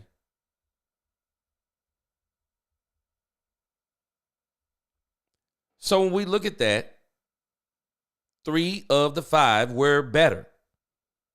Tight end, we're really not, like I said, we're not bad. We're just more of the same. I mean, we got to go from good enough to good or good enough to great. We got to see if Ferguson can make a consistent next step. And then wide receiver, we already know. And then as we look at the defense, kind of going outside in, cornerback, not better. Can be, but I got to admit it. 2023 with Stephon Gilmore, Deron Blade, and Jordan Lewis. Ooh, that was, boy, that was nice, man. That was nice. 2024, we're better than 2024. We're better than 2024. We're not better than 2023. Linebackers, you can't help but to be better than 2023. How did we even get 12 wins in that season with this linebacker core? How do we even get 12 wins? I mean, we're talking about wide receivers and nose tackles. Can we talk about linebacker, how bad we've been over the last 2 years? We are better at the linebacker position. Come on, man. Give these dudes a hand, man. Give these dudes a hand. Boy, we are better. Safety, more of the same. Safety, we're more of the same. We have the potential. We definitely have the potential at the safety position to get better. I just think we got to make a move with Marquise Bell. And now let's look at the edge. We're going to go outside in on this. When you look at this Dallas Cowboy edge, I'm telling y'all, Dan Quinn would have salivated over what they have at the edge right now, man. What the Cowboys have at the edge, I'm telling you, man, Dan Quinn would have been salivating. We had DeMarcus Lawrence in 2023. We already know what he was. Jonathan Hankins was pretty good. A lot of people liked Hankins. Oso Digizua. We're going to put an asterisk by Oso Digizua in a minute. And Micah Parsons. That was who we were at the edge. Oh, I'm sorry. And let's look at the edge. DeMarcus Lawrence, Micah Parsons. That was the edge. That's the edge we were playing with. And then when you look at the rest, we had Dorrance Armstrong. We had Dorrance Armstrong on the edge. Let's see who else we can find here. Dorrance Armstrong. Tyrus Wheat. Ooh, Sam Williams. Sam Williams. Just can't seem to stay on the field right now. But Sam Williams, Tyrus Wheat. We already know our edge room is way better than 2024. I don't even think we have to go out on a limb. When we look at this 2025 edge room, this thing right here, man, You got Michael Parsons, Dante Fowler, Donovan Ezeraku. He's playing. Donovan Ezeraku is playing. He's going to be in a rotation. Marshawn Nealon. Don't forget Solomon Thomas can play tackle and edge. Marshawn Nealon. Peyton Turner. Sam Williams. I'm going to throw Tyrus Wheat in. This edge room is way better than last year and way better than 2023.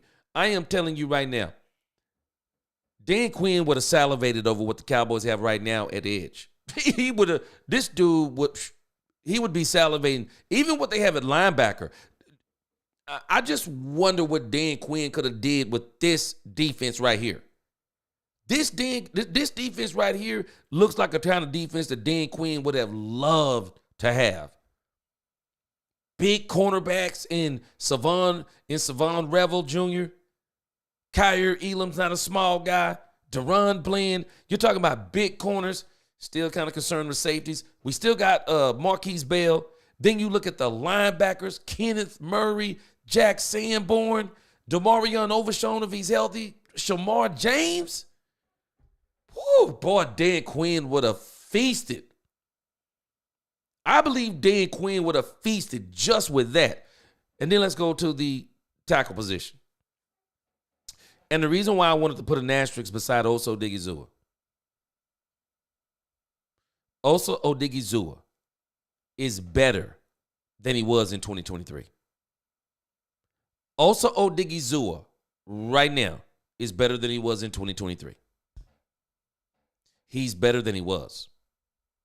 The issue is we got to see if, when we look at Jonathan Hankins, Osa Odigizua, now we got to see if Mazi is going to make the next step. Is he going to make the next step? Because if he makes the next step, him and Osa Odigizua, along with the edge game we have right now, they are going to be a problem for this league. We had Carl Davis at nose tackle. We had Neville Gallimore at defensive tackle. When you look at what the Cowboys have right now, they're better than 2023 and 2020. They're better than 2023 and 2024. Also, Odigizua, Mazi Smith, Solomon Thomas, this Jay guy, Jay Toya. They are better at the nose tackle, I believe. They are better. But the edge, I think I forgot to mention. I think I did mention Nealon. Nealon is there on the edge. I mean, the Cowboys trenches, and this is the place where we really got to give them the credit. Boy, the defensive line and the linebacking crew is ready, man. We already know they're way better than 2024. I think the defense is already way better than 2024, but I don't think they're done with it. I don't think they're done with their in particular, I don't think they're done with the middle. I think they're going to still try to add a little bit more to the middle because I really do think there is a concern about Mazi Smith. I think there's a concern. And it's not Mazi Smith's fault. It's really not. I mean, you think about Dan Quinn. He comes in here. Dan Quinn wants him to lose weight. Mike Zimmer wants him to gain weight. I mean, Mazi, I think he's going to be better this year. I think Mazi Smith is going to be better. The defensive tackle position way better than it was in 2024, and I think it's better than it was in 2023. Better than what they were in 2023. 808 Cowboy, I agree with you. A lot of people McCarthy's scheme was terrible. He didn't like to run the ball. He didn't. He didn't like to run the ball, and you said you call it a stale offense. I call it the stalest toast West Coast. It was terrible. This man's variation of the West Coast offense is as basic as it gets. Lost in translation. Yeah, that's what I put on here. Yeah, we're not better at wide receiver yet. Not yet. Not yet. I'm gonna keep it real. We're not better there yet. But again, if you look on the offense, better at quarterback, better at running back, better O-line, wide receiver, more the same. More the same. Even though I think Tobert may take another step, his step to me isn't big enough, and we don't know what Mingo is. More the same. Tight end, still got a question mark by still got a question mark by Jake Ferguson. And I do believe that if Jake Ferguson doesn't step it up this year, the Cowboys need to start looking at going into the draft in 2026 and getting them a dynamic tight end. Because Dak Prescott loves that tight end position. That's his safety valve. I don't know if anybody in the NFL throws the seam route better than Dak Prescott. I don't know if anybody throws that route better than Dak Prescott. I don't know if they throw that seam route better. And then when we think about the defense, cornerback, boy, that 2023, boy, that quarterback room was crazy, boy. That 2023, boy, that Jordan Lewis and Stephon Gilmore and Deron Bland, woo, boy, that was nice, man. That was a nice cornerback room. And I think Jordan Lewis was better in 2024 than he was in 2023. Boy, I don't know, man. The Cowboys might should have kept Jordan Lewis. But again, it is what it is. Cornerback room, we're going to see what it is. We got to see what Savon Revel, if he's ready to go. Savon Revel Jr. is ready to go. And we gotta keep our fingers kind of crossed on Kyrie Elam and see if he can maybe rise up to that first round. I think it was a first round draft pick. And then the safeties, more the same. I would like to see Marquise Bell get an opportunity to take one of those safety spots, and then maybe we even kind of see what's happening around June 1st, maybe even at the end of the preseason. Maybe the Cowboys try to find an opportunity to get better at safety and maybe trade one or both of those safeties. Edge, way better. Our edge game going to be crazy, y'all. Boy, edge game is going to be crazy. Edge game is crazy. Again, I think I said linebacker. The defensive tackle position, I know we're better than last year. Some may argue that we were not. I think the defensive tackle position is better than it was in 23 and 24, but some of you may disagree with that. But when I think in the grand scheme of things, the Dallas Cowboys, I'm saying this not because I think the team is finished. I'm saying this because we ought to be encouraged. They're still tweaking it. They're still tweaking the team. And that's why I'm excited about it. Wolf King, yes, our pass rush is better. It's going to be way better. Yes, like I said, I'm sorry, but the McCarthy $12.99 double cheeseburger combo scheme just never worked and wasted the talent we picked up in free agency the last 3 years. That was the knock on him in Green Bay. That was the knock on him in Green Bay. It was. The dude said lots of teams find unpolished diamonds in rookie undrafted free agent wide receivers in preseason, but don't have room for them on their 53. I'd rather wait and see who's available than being impatient on the current options. We just got to wait and see. I'm with you. The Cowboys don't have to do anything right now. The thing that I'm glad with is that Stephen Jones, we got to give the man credit. He's saying it out loud. It's not like people are saying, man, the Cowboys need a wide receiver too. Stephen Jones is saying the wide receiver too is on the team. No, he's saying we don't have a wide receiver two on this team. Now, I don't know about y'all, but I tell you this, I'm going to be fired up in training camp. If I'm one of these wide receivers, I'm going to be fired up because this dude just insulted us. I'm Mingo, man. I'm calling Tobert on the phone, man. I'm like, man, are you listening to Stephen Jones keep saying we don't have a number two on this? Man, I'm telling you right now, I'm running heels. I'm running heels and I'm doing cones. I'm getting me a track coach. I'm getting me a personal wide receiver coach. Oh, no. You're not going to say this about me, man. You're not going to say this about me. Degalium said, G, for example, you go up to a team like, let's say the Packers, and you ask them about Christian Watson, okay? He said, would you give up a fifth and Clark for him? Yes, sir. They're going to have to do something. Carlos Phillips, he says Cowboys were not going to take a wide receiver first. Not at all if they were trying to build a real team. They were going to take Ted McMillan. Yeah, they were going to take Ted. Yeah, they were going to take Ted for sure. Lisa Worley, Tolbert got some catches. He caught a winning catch in the end zone in 2024 to win the game. He has potential. Yeah, I think he's a third. And I think that's the thing with him. He's a third. The question is Mingo a third too? That's the question. Lost in translation. Donovan is a better pickup. Boy, Donovan. Man, there are so many people. I'm blown away at the number of people that really keep talking about how great this guy is. And the thing that they're talking about is the fact that he's a technician. Man, I'm telling you, a lot of people like this dude. The dude said, or those teams decide to roll with that rookie UDFA wide receiver on their 53 over a vet on their roster too, there will be options as training camp rolls on. I say be patient. I do too. And that's why I say for Cowboy fans, man, let's be patient. Mike McCain, he said Donovan Ezeraku is also labeled as an underrated run stopper. Man, the Mike McCain, the stuff that I'm hearing people say about this Donovan Ezeraku is crazy. Lisa, it takes some players longer to develop. Lisa, let me tell you something. I think Dak Prescott wants Tolbert to be successful. Tolbert may come out and knock our socks off. Straight up. Tolbert may come out here and knock our socks off. 808 Cowboy. Ezeraku was a late first-round grade.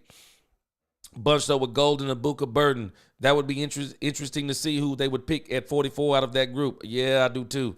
I agree with 808 Cowboy. I think they would go with the wide receivers. I think they were trying to go with the wide receivers, and that's what people don't understand. I think they were trying to do it. They got knocked off the board.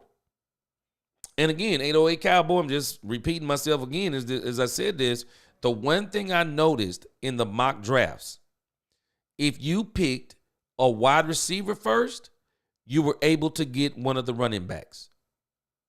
But if you picked a running back first, you were not able to get one of the wide receivers. If you picked a lineman first, you were not going to be able to get a wide receiver or one of those top 5 running backs. It's not that you were not going to be able to get a wide receiver or running back. You were not going to be able to get one of the top 5. Spam forward. Did I say that? Let me see. You make sure I didn't pronounce his name wrong. Maybe you're making fun of me. I'm sorry. Spanford. They got his name is Spanford. I don't know. Maybe I said Spanford, but I see you. Miss Matrix. I thought Schoon was Ferg on a couple of plays. He showed flashes. I said the same thing, Miss Matrix. Schoonmaker, he looked pretty good towards the end. He looked pretty good towards the end. Ferguson better step it up. Yes, sir. Wolf King, he said our pass rush is much better now. Yes, sir. Defense will be better than people think. Wolf King, I agree. Boy, I think that defense is going to be crazy. I really do. I think that defense is going to be crazy.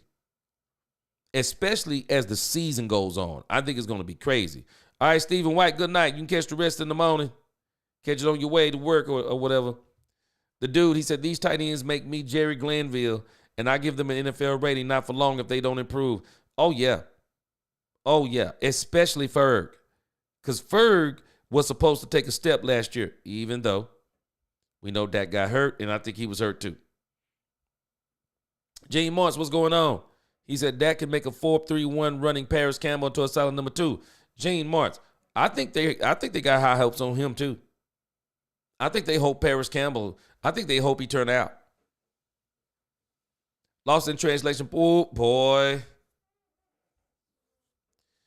You better stop. You speaking too much sense. Lost in Translation podcast. He said, how many people would go back to a job that didn't want them?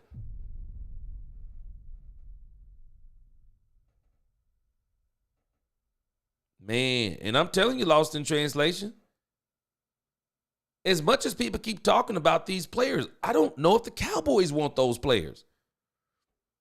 And people said that Amari Cooper was discussed. What do you mean he was discussed? Was he a part of a discussion or was he the discussion? That's what I'm wondering.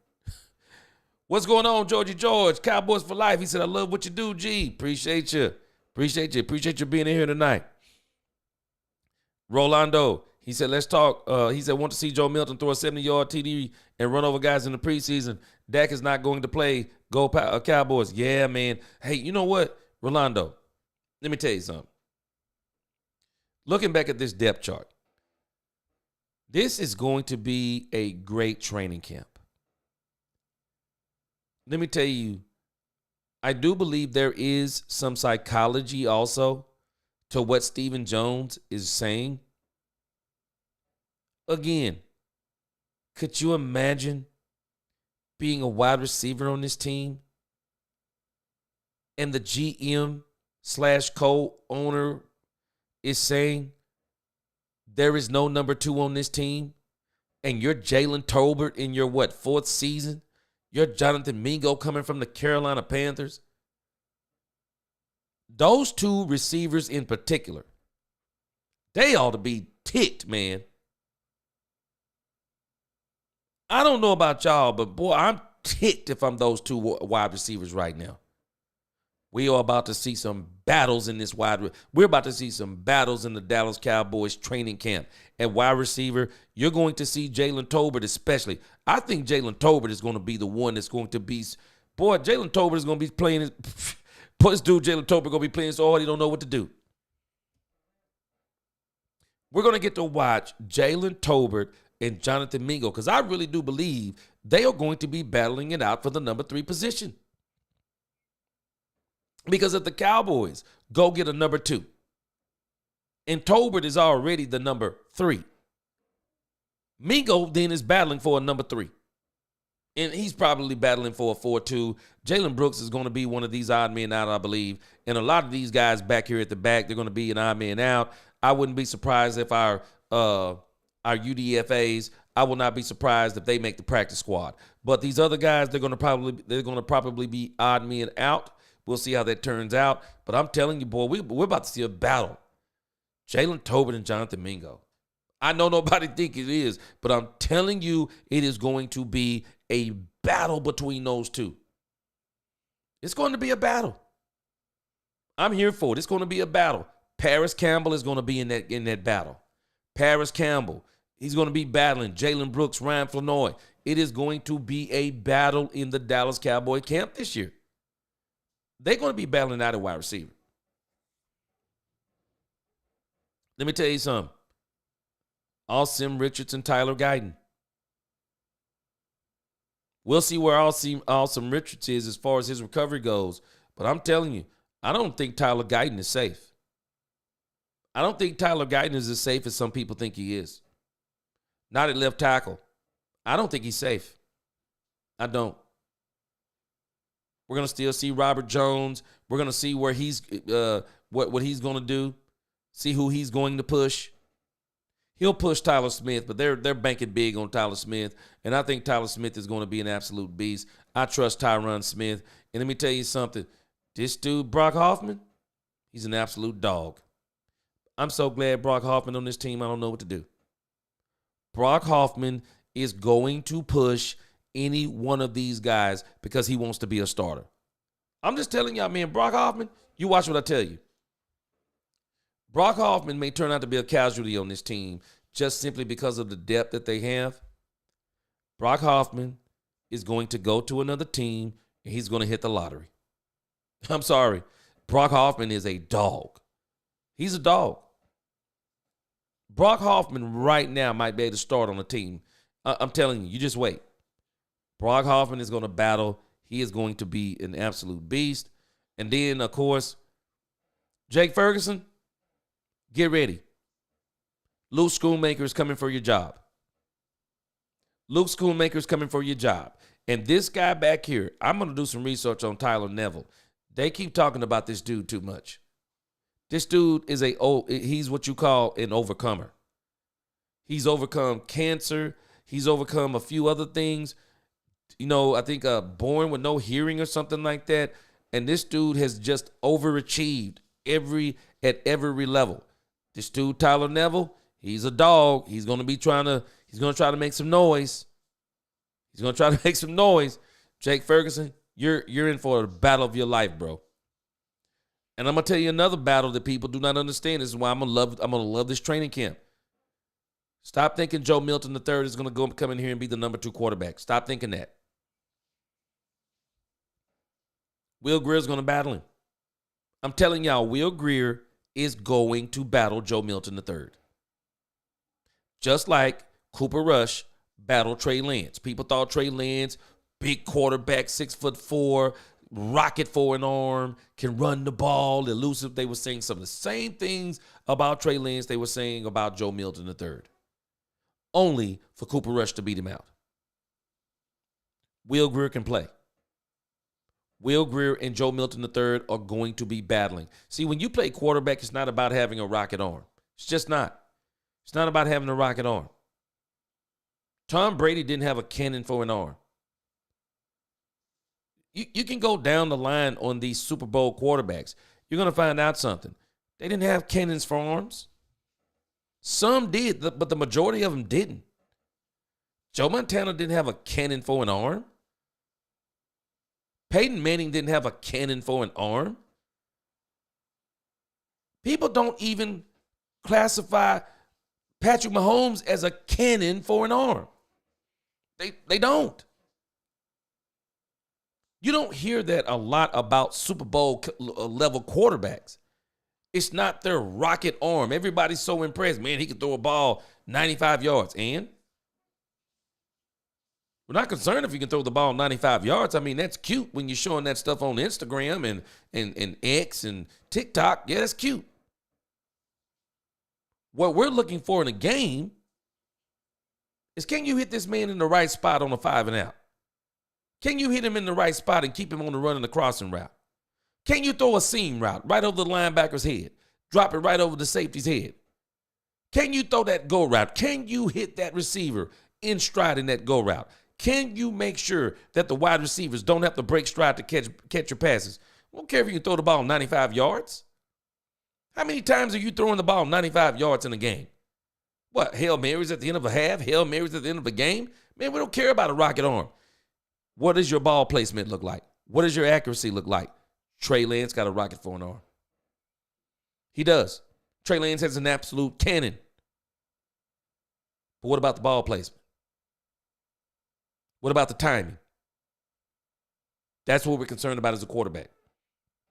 That's where Joe Milton III is going to have to improve and beat out one Will Grier.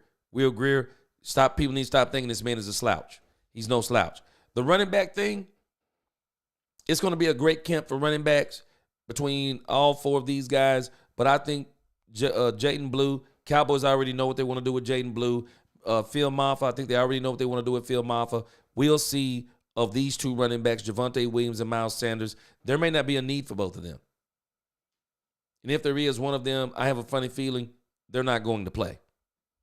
But we're going to have battles everywhere on this team. Offensively, defensively, the defense is just going to be all out mayhem.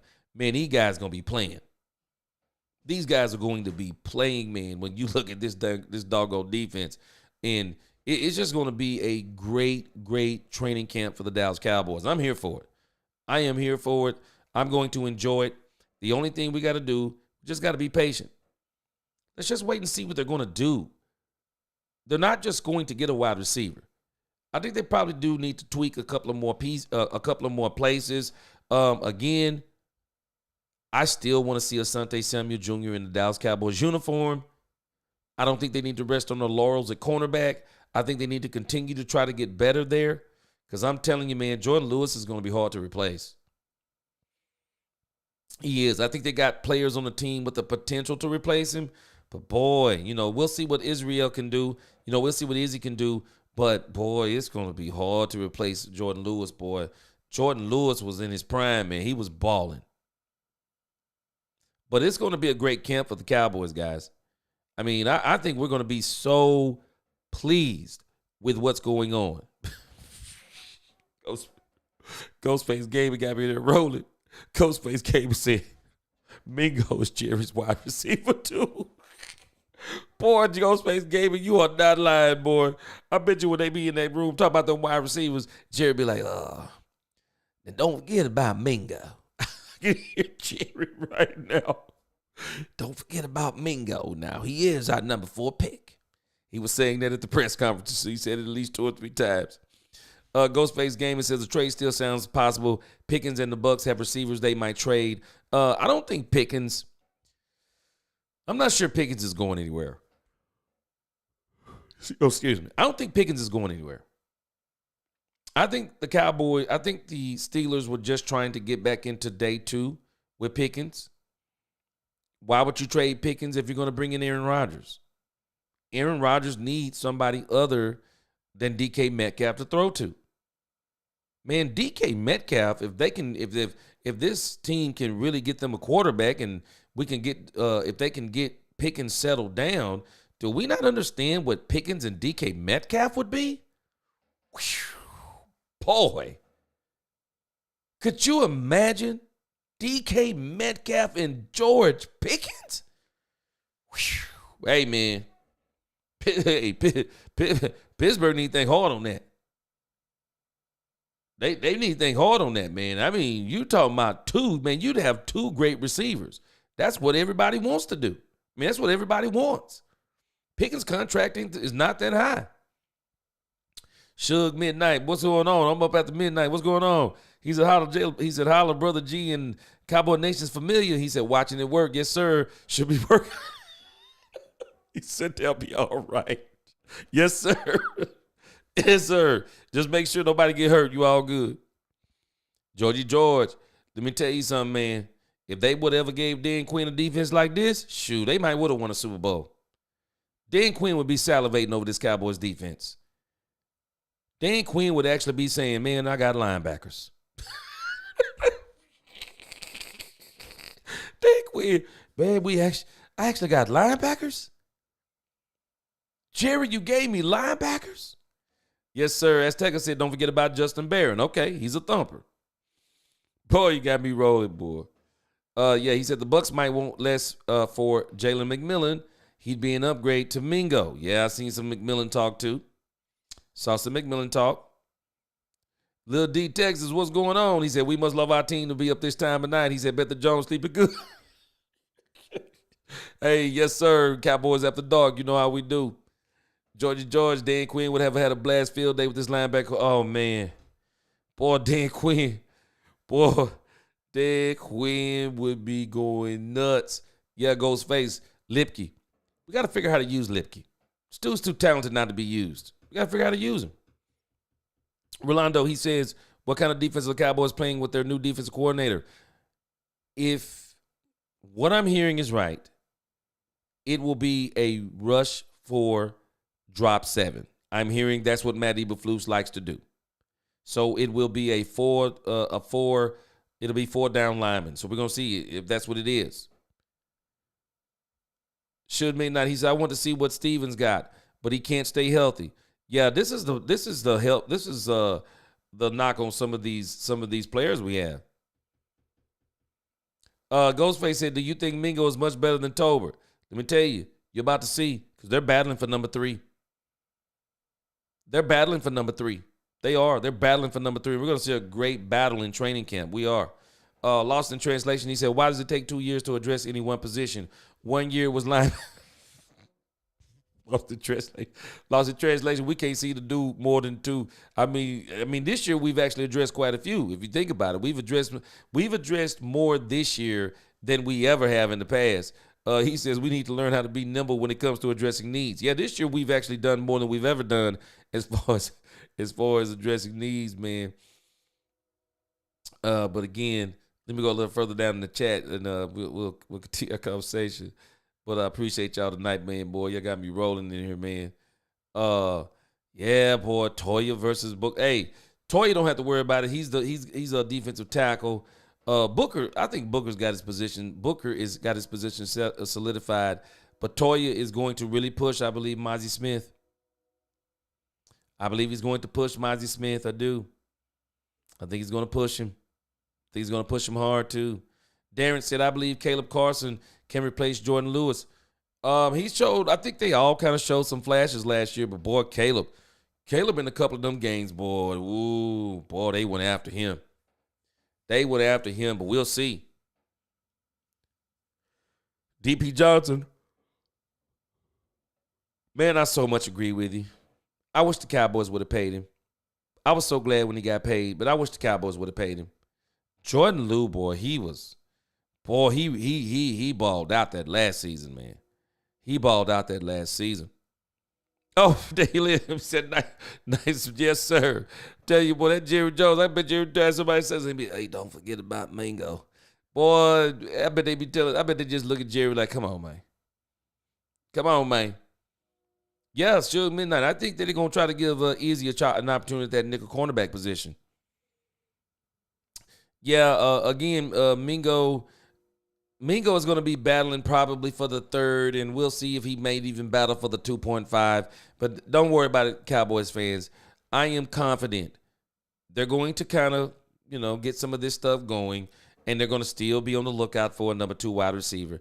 And it's really no knock on Jordan Lewis. It's no knock on Amari Cooper. They're just not who they're looking for. Really, they're just not who they're looking for. Yeah, the dude, he said, I was happy to see Jordan Lewis get paid, but to agree to let it be Jax makes sense to me. Careers go to die there. Boy, let me tell you.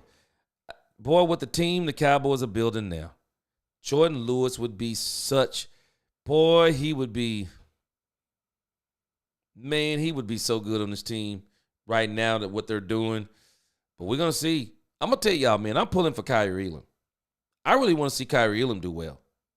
I really do. I want to see him do well. DP Johnson said Izzy was a boundary corner when drafted. Time we let him play his position. Let's see. Yes, sir. Rolando said, let's talk Steelers. Don't have a quarterback.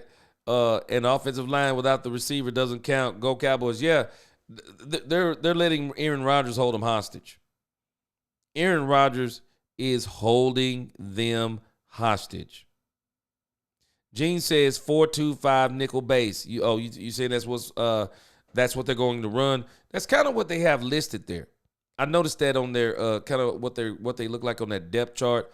We'll see how it goes. So 4-2-5 nickel base, okay, and that definitely means then Gene Martz, if you're running a 4-2-5 nickel base, then that means that those 4 down linemen, boy, it is important that they're good. It is important that they are good. It is. And it's also going to be important, Gene Martz, that if you're running 4-2-5 nickel, that also means your defensive backs have got to be able to tackle. They're going to have to be up there, have to be able to tackle.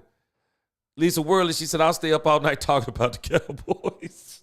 Yes, I feel you. Yeah, Daniel Lim, he says, I expect the Cowboys to make some moves when we do get close to June 1st. I do too. That's why I'm not worried. I'm just looking at what they've done. You're right. Overall, the roster is solid. I like what they've done. But I still need a wide receiver 2 minus the wide receiver 2 role. We can go at least 11-6. Yeah. And they're going to fix the wide receiver 2. I am fully confident they're going to do it. I'm fully confident they're going to do it because they said they're going to do it. And dangling them again, I think you're exactly right. They're working the phones. I would have to think that those phones are working and they're trying to get that wide receiver 2. But how much are you willing to give up? And that's the issue. I don't think they want to give up big-time draft capital, but I also think they don't want to give up big-time money for a 1-year rental. And Amari Cooper and Keenan Allen, I think they look at them as 1-year rentals. The Cowboys don't think they're 1 or 2 players away to win the Super Bowl in 2026.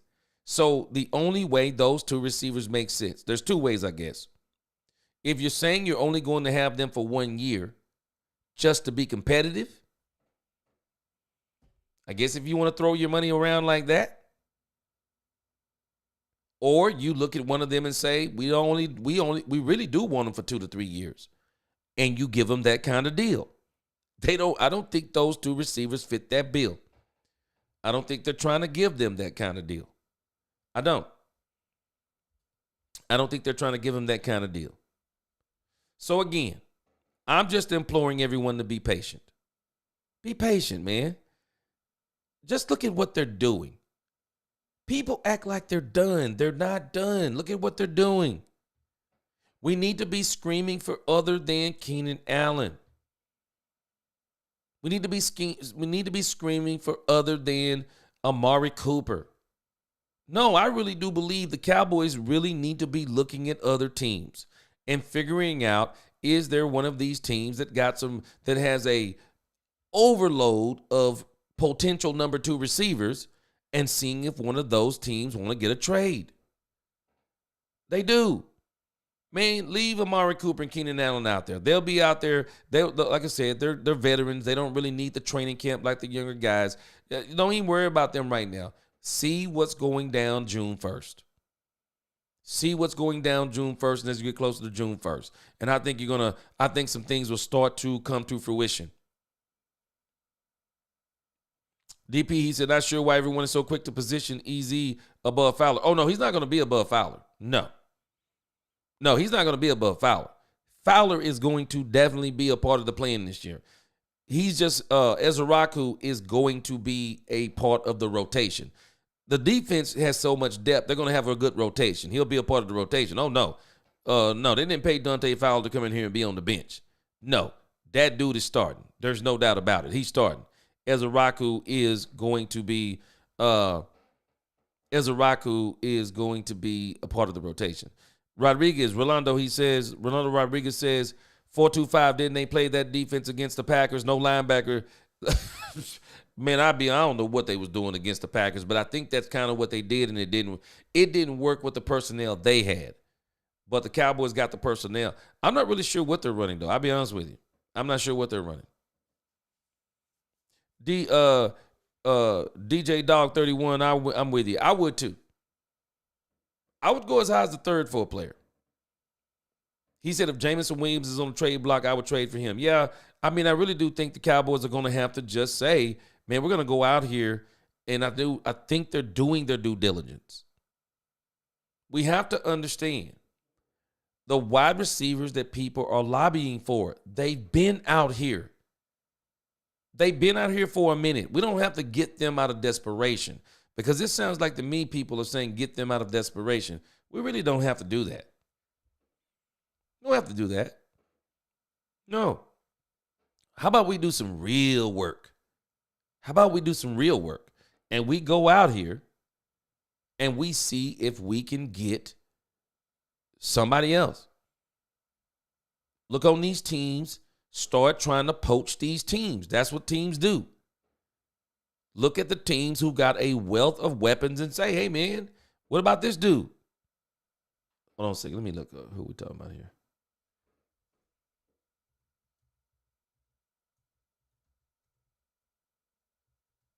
I think we might have looked at him. Let's see, Jameson Williams.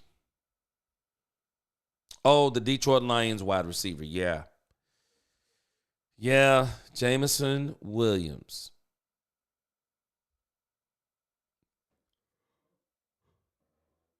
I'm sorry. We looked at Jameson Williams, and his contract isn't bad at all. I don't think his contract is bad at all. Now, this year, he's got a $5 million cap hit. 2025 is the issue. That's where he has the $15 million cap hit. Now, I'm not sure that would even be a tremendous cap hit if you're talking about $15 million. He's one of these guys that you might even want to extend. Jameson Williams is one of these guys you might want to extend. The guy's, what is he, 24 years old? 24 years old, Alabama guy. Jameson Williams is one of these guys you might want to kick the tires on this dude. I ain't even saying kick the tires on him. You don't have to kick the tires. You might want to pick up the phone on Jameson Williams. He's a big play receiver. Make a phone call on him. See what they're talking about. Cowboys really ought to consider that. They should. Hey. And I really do believe, DP, these are the kinds of moves they need to be trying to make. If you're going to pay another wide receiver $10 million a season for 2 to 3 years, this guy's 24. Big play receiver. Big play receiver. Look at him. I would. Let me see something here.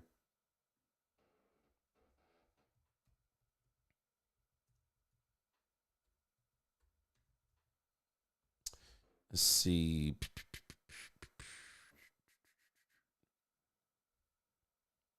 We kind of looked at it today when you looked at the receivers. Let's kind of look and see where Jameson Williams is on that list. When you start talking about separation, Let's see where Jameson Williams is. Jameson Williams. Look at this separation.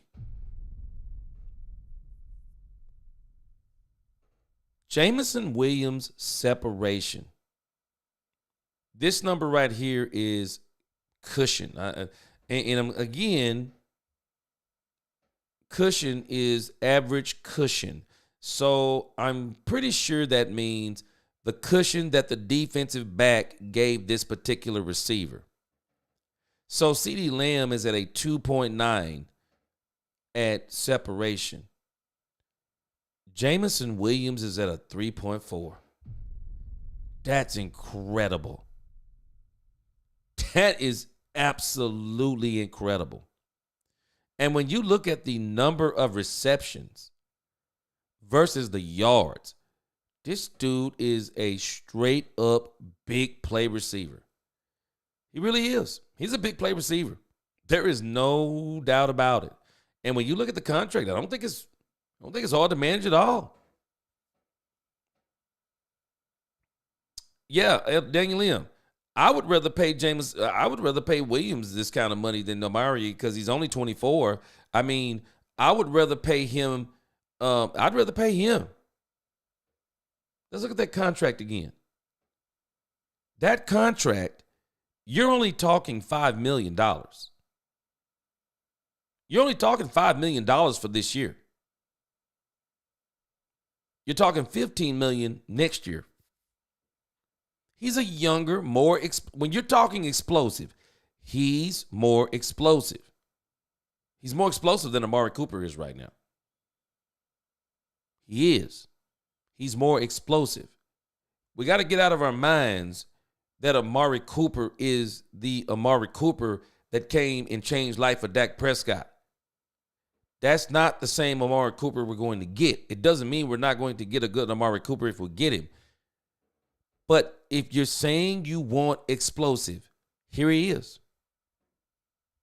Here he is. You want explosive? Here he is. This is what you're looking for. Jameson Williams. You're looking for a Jameson Williams. And when you look at the contract, it's not a hard contract to manage. Salary cap will go up probably another 15 to 20 million next year. You can absorb that contract. You can absorb that money into that part of it.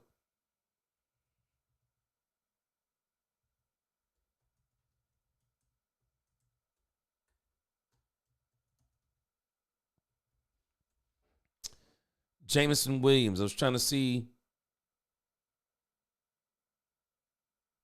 Jameson Williams. Jameson Williams says, Jameson Williams has stated that he can run a 4.1 second 40-yard dash. I'm taking him. I would love to bring him in. This dude says he can run a 4.1 40. I'm not believing it, but I'd love to bring him in. Marcus Rowe, he said, who is Jameson Williams lining up against G? Does he line up in the slot? Certainly more context, but that kid looks and plays the part. Marcus Rowe, man, this dude is a playmaker, man. Ooh, I would love to have him. He's a playmaker. Marcus, this is the kind of deal I think the Cowboys should be looking at because he's a younger wide receiver. The upside, he's only 24. He's got the speed. He's got the big play ability. You add him with Dak Prescott. This is what you're looking for. You want explosive. You got it. You got it. This is what you want. You want explosive? Here it is. Here it is. I think what you're going to get with Keenan Allen and Amari Cooper, you're going to get chain movers. They're going to be good for you too.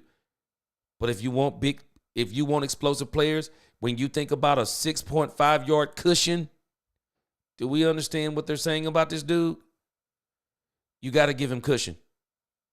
You have to give him cushion. Because if you don't give him cushion and you do press coverage on this guy and he gets behind you, it's over. It's him in the safety. You're done. It's him in the safety. You're done with this guy. I'm telling you, this is what they're telling you, man. Shoot, that's what you call big play right there.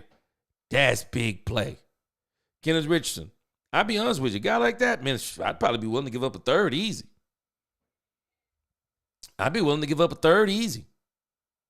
For real. Hey, third round, here we go. Third rounder.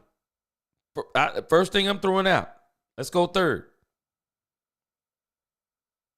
Daniel M., he said once Williams gets done with that contract, he's going to want a market value of $30 million. You know how the Joneses are with not paying the market. So the thing is, but you get him for 2 years, and you're not going to have to worry about him falling off a cliff. You're not going to have to worry about any of those things. He's a young dude. He's a young dude. And it all depends. Now, you know how you can work these contracts, Daniel M. Okay, you're already going to get him for 2. Maybe you go in and talk to him already and say, hey, man, it's the last year of your deal. How about we give you a 2-year extension? And you know how you work these contracts. Hey, we'll give you a 2-year extension. We'll give you somewhere around, let's say they say we'll give him $20, $25 million for another couple of seasons. Give him a guarantee of somewhere around, including the contract he's got now. So you say, hey, we'll give you a guarantee of around $50 million for the next 3 years. Because that's what you're kind of working. And then you throw void years in there. This is how everybody else is working these contracts. Then you throw void years in there. Fix it to where you can throw a couple of years down the road. And now you got you a wide receiver in that window of Dak Prescott. Now you got him in that window. You'll get him this year. You'll have him next year. Give him an extension to extend him out in that Dak Prescott window. And then when you're done, you're done. Because really, this is where you're trying to win. You're trying to win in that Dak Prescott window. Because you're going to have to probably draft your quarterback around 2027 and start getting him ready for Dak. Start getting him at least on a 1 to 2 year development to take Dak Prescott's position. Because Dak Prescott's probably going to ride off into the sunset, if and when he gets that chip. Probably roll off into the sunset around 35, 36. I'm not sure Dak's going to be one of them 40-year-old quarterbacks. He might not even want to do it anymore. Kenneth Richardson. Yeah, Pickens is a head case. But they were considering him, it looks like, but didn't work out. Anthony B. DJ Moore would absolutely change the game, and Dak would be in heaven. Anthony B. DJ Moore, we bought him up yesterday and bought him up today too. DJ Moore would be awesome. I'd take DJ Moore. I would. I'd take DJ Moore. I brought him up. His money is a lot higher, though, than Jameson Williams. His money is a lot higher. Kenneth Richardson. Yeah, you like Jerry. Jerry values draft capital. Jerry values draft capital, everything except for a 4th-round draft pick. Gene Mart says Trayshawn Holden, the UDFA guy, had the size and speed and has another huge plus. He came from Oregon. Same as our wide receiver coach. Come decision time, that fact will matter. Let me see some. I thought they said Trayshawn. Maybe he's not the one they were talking about. One of these wide receivers, though, they were talking about is kind of slow.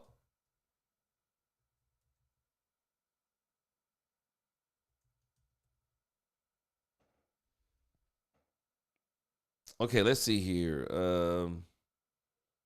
Because one of these guys, I thought they were saying that he wasn't that fast.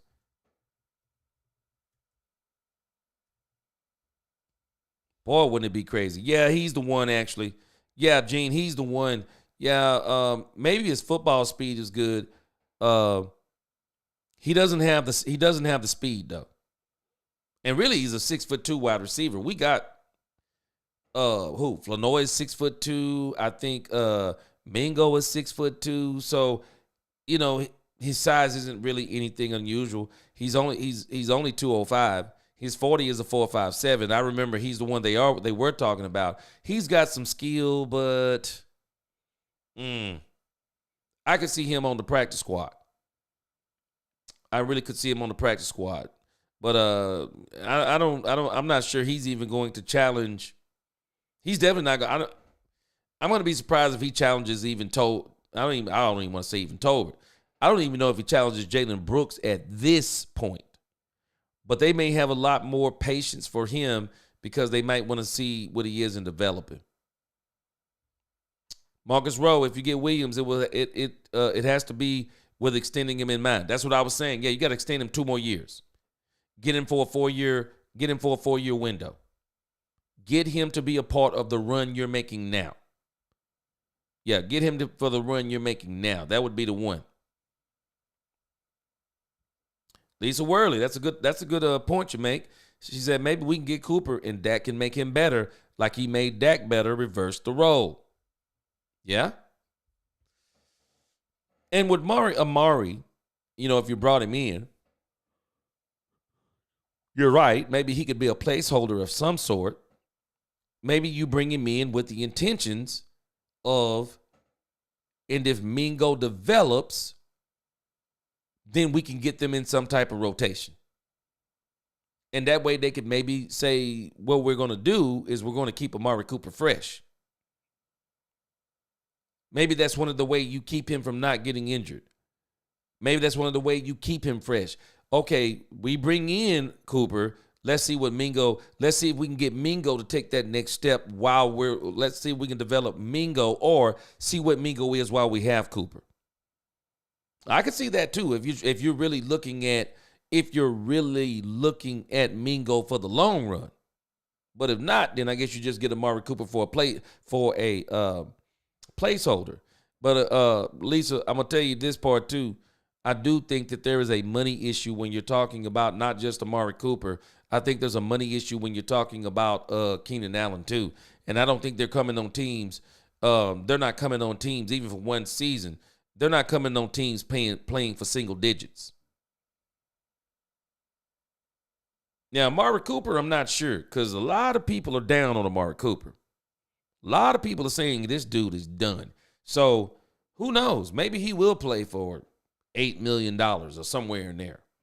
But we'll have to see, and we'll see if there's some contact between those two. But again, I'm just not sure if either one of these parties want to unite. I'm not sure if these parties want to reunite. I'm not sure if they do. Lost in translation, you won't be able to key on CD with this guy on the other side. Boy, no. I'm not even sure if you'd be able to take Jameson Williams out of the game. I'm not even sure if you'd be able to do it. You would definitely have to pick your poison. Boy, both of them on the same team would be like a college team. Boy, man, they will be like a college team. Oh, yeah, we're definitely winning more than 7. I think we got 7 wins built in. Yeah, we're going to win more than 7. I think we're going to win 10, if not more. Yeah, let me tell you something, Rolando. Wasn't going to happen. Let me tell you what happened with Shedeur Sanders. As more facts are coming out. So when you are a first round or a second round quarterback, you are typically looked at as a first round, or you looked at as a starter, first and the second round. When you get to the third round, you're being looked at as a backup. When you get to the 5th round and beyond, you're being looked at as a third string quarterback. And they said that once Shedeur Sanders got past the second round, teams also took him off their list, and we can agree with this or not. Teams didn't want him as the backup quarterback. Not because he wasn't good, because they're afraid of him. Cam Newton talked about this. But let me tell y'all something. Cam Newton can talk crazy when he want to talk crazy, but this dude, Cam Newton, when he want to talk some sense and talk football, boy, he can talk some football. He could tell you some real good insight. And he was saying the second string quarterback isn't like the first string quarterback. I mean, and we all know they're not like the first string quarterback, but he's saying you don't want your second string quarterback on social media. And I never thought about this, but I started thinking, and I'm like, what second string quarterback do you really see making a lot of noise on social media? What second string quarterback does that? He was saying that the second string quarterback is supposed to play in the shadows. He's supposed to be very quiet. No media attention. This is kind of how he's explaining this. And he's not the only one that's saying this. There are other people who have been digging into this story. They've been saying that teams didn't want Shedeur Sanders as their backup because they knew the pressure that was going to come with Shedeur Sanders being the backup. Let me tell you right now, Shedeur Sanders is already putting pressure on the Cleveland Browns. There are videos of him right now. He went and he's already been working. He already went to the facility and started working out. He's already walking hills and doing stuff. He's already out in the community visiting, I think, high schools or elementary schools or visiting schools. He's already saying he's going to be a presence in the community. You're the fifth quarterback on the on the depth chart. His jersey sales are going to be bonkers. He's already going to be. Shedeur Sanders is already a nightmare for the Cleveland Browns. And as much as people say Jerry Jones loves attention, I'm not sure he was ready for that.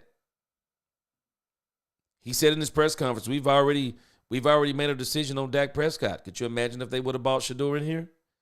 Boy, it'd have been crazy. It would have been crazy. It would have been. Yeah, I think we're going to go to the playoffs. I really do. 10 wins, we get in there. Daniel Lim said, hey, G, did you read up the Tyler Neville? Yep. I was talking about it early. Dude was born deaf, got his senses back, but was diagnosed with cancer, but he was cancer-free at age 16. Yep, brought it up earlier. Yes, sir. He's an overcomer. Jake Ferguson, you better be on the lookout. Be on the lookout, brother. Kenneth Richardson, the defense is going to be incredible, I believe. And I think the run game is going to be incredible, too. I think they're going to solve this wide receiver, too.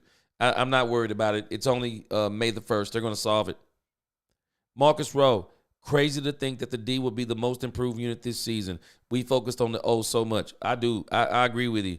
I went over just a second ago. Man, the defense is one of the most improved pieces on the team. Yes, sir. Daniel said also, 2G, the Cowboys are inviting Texas Tech quarterback Donovan Smith to training camp as per Todd Archer. Interesting. And this is one of them things, Daniel M., people have to understand.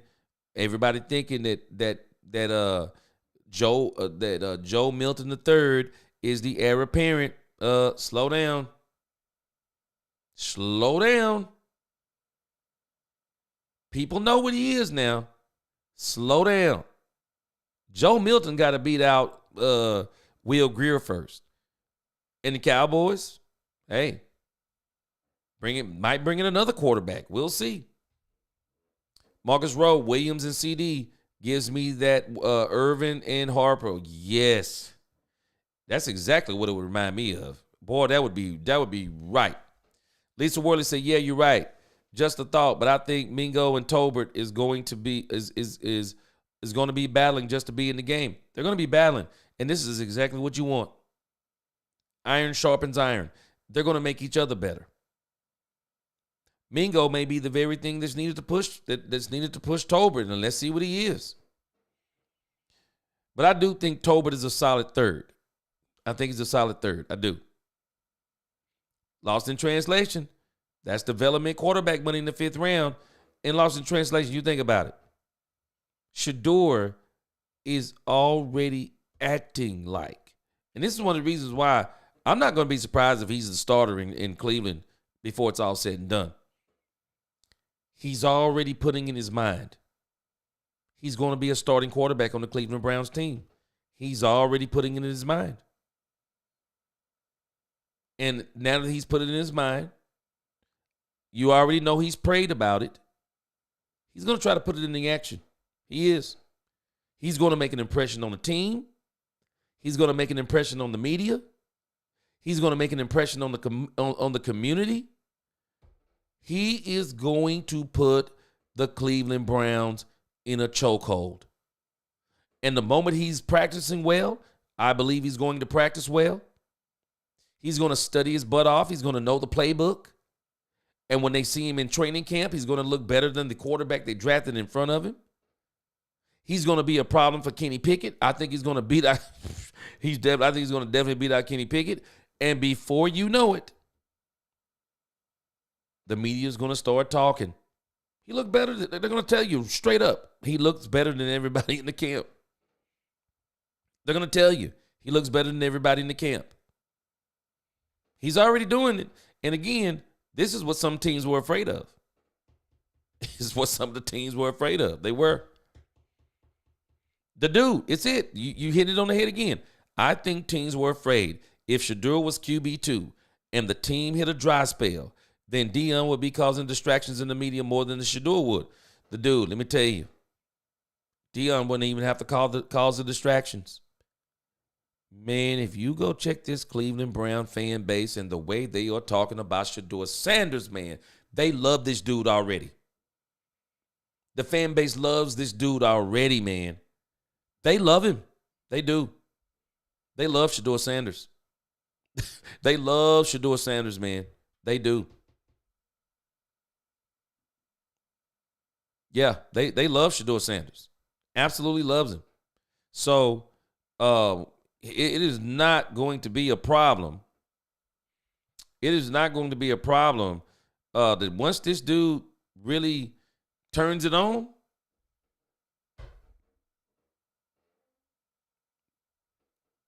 they got problems, man. That's all I can tell you. They got problems. And if this dude comes out balling in practice, they got problems. And Cam Newton made a very powerful statement. Cam Newton said, and players be talking, man. He said players be talking. He said when players are watching another guy do good on the field or a quarterback do good on the field, he said they kind of be looking at each other like, man, you see that? Man. Shedeur, do y'all remember how Cooper Rush was as it pertained to Dak Prescott? Cooper Rush always made a point to say that Dak was the leader of the team. He always tried to make sure he was very quiet. That ain't going to be Shedeur. It's not going to be Shedeur. Man. Marcus Rowe, he said that late in the draft for Shedeur Sanders would have been Tim Tebow mania all over again, and Sanders is not as bad as a quarterback as Tebow. Oh, no, he's a second-round talent. Bar none, he's a second-round talent. Late first-round talent. He is talented. His measurables don't blow you away. But when you look at him on the tape, you're like, man, this dude is good. Yeah, he's good. No, Shedeur is good. Cleveland is a skid mark anyway, so get your tissue ready. Boy, you crazy. Lost in translation. I'm sorry. They're one of them teams I would never want to play for. I really wouldn't. I just wouldn't. Marcus Rowe, you already too late. You said, hey, we care about the Cleveland Browns now, G? Nope. Nope. Last thing they did right was move to Baltimore and become the Ravens. Marcus Rowe, I would never play for the Cleveland Browns if I was a quarterback. Man, let me tell you something. I would have rather been an undrafted free agent than to go to the Cleveland Browns. I'm just keeping it 100 with you. I would have rather been an undrafted free agent. Can somebody explain to me how you have a chance to get Travis Hunter and it's Cleveland, man. What else can we say? Daniel says, if the Packers do want to give up Christian Watson, I will only give up at least the 4th and the 5th and a player in a trade, but anything higher than that, El Paso. Yeah. And again, they need to go out here and start knocking on the doors of some of these teams. Lisa, she said, who knows? The offensive line improved so much. Yeah. We can win with the receivers we got and run the game. And the run game will be better. Lisa, this is the part I keep trying to put into people's head. Jaden Blue, you don't even have to worry about him in the running back room as far as what is his position. He is going to be a part of the passing game. He's going to be in the run game and the passing game. He could be Maybe he's not the wide receiver 2 per se, but maybe he's a part of the receiving core that alleviates maybe he's the part that says, even if Mingo and Tolbert aren't going to be number 2 per se, he's the guy that's the difference maker. He's the difference maker because they're throwing it to him out of the backfield, throwing it to him on running out of the backfield, seam routes. Who knows? Lining him up in the slot. Jaden Blue, speed, agility, he is going to be a problem, and he's going to be in that pass game. And they should. They need to put him in that pass game. Kenneth Richardson Pickett is not good. He's a journeyman quarterback. Shador's going to overtake him easy. Kenneth Richardson, I don't even understand why the Steelers didn't take him. And I think one of the reasons they didn't take him is that they are banking on Aaron Rodgers coming onto the team. And Aaron Rodgers is somewhere in the mountains, in the Himalayan mountains, getting fresh air. So we'll see what happens. Sizzling Bacon says a different version of Joe Namath. Okay. Shotty will run the ball. Oh, Kenneth, not only is he going to run the ball, he's going to run the ball because he likes running the ball, and he will actually have plays designed to run the ball. Yeah, you better believe it. But also don't underestimate Shotty either. He's already said it, and I believe him.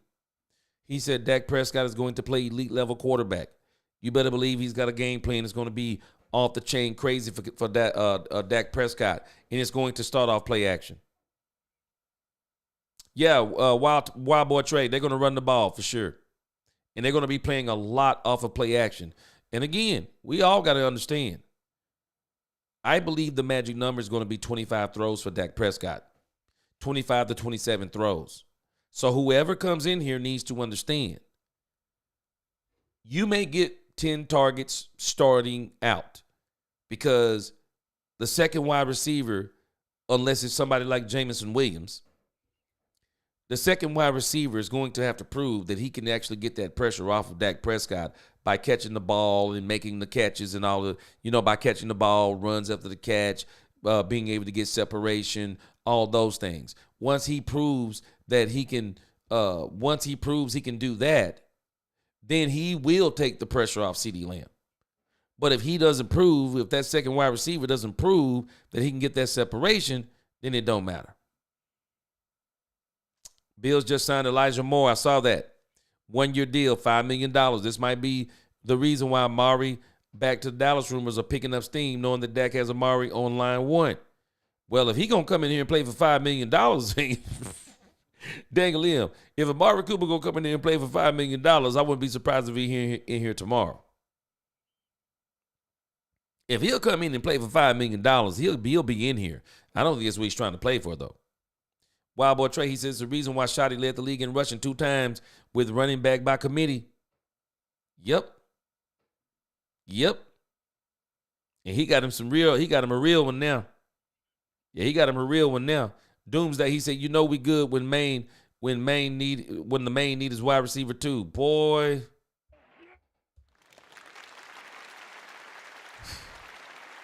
Doomsday, man. It's a great comment. Great comment. See, you look at the glass half full. See, Doomsday, when you look at the glass half full, your thought process is that means all I got to do is add to the glass and it'll be full. If the glass is half empty, you're saying that it's only going to get lower because things aren't going the way, or you don't see that things are going in the right direction. I don't look at life like that. And I don't look at the Cowboys like that. I'm looking at what they're doing, not what they've done, what they're doing. You can't call it done until it's done. It's just like Dak Prescott. A lot of people look at Dak as he's done. No, he's doing. He's not done until he's out of the league. So until something is done, then let's keep hope alive and say, eventually, I think we can get it done, and we can see now they're finally working towards getting it done. I like the moves they're making. I do. And I like the fact that Stephen Jones is saying out loud, we need a wide receiver too. The wide receiver 2 is not on this team. Stephen Jones is saying that. Lisa said a threat of the offensive line is being better. The run game will be better, and we'll open up the passing game for the running back and the wide receivers we already have. And, Lisa, let's throw this in. Maybe the route concepts are going to be better. This was one of the hugest complaints against Mike McCarthy. Maybe the route concepts are going to be better. Plays are going to be better. Some of this, we got to admit, some of this we do have to blame on scheme. Some of this we have to blame on the scheme the Cowboys had in place. It was terrible.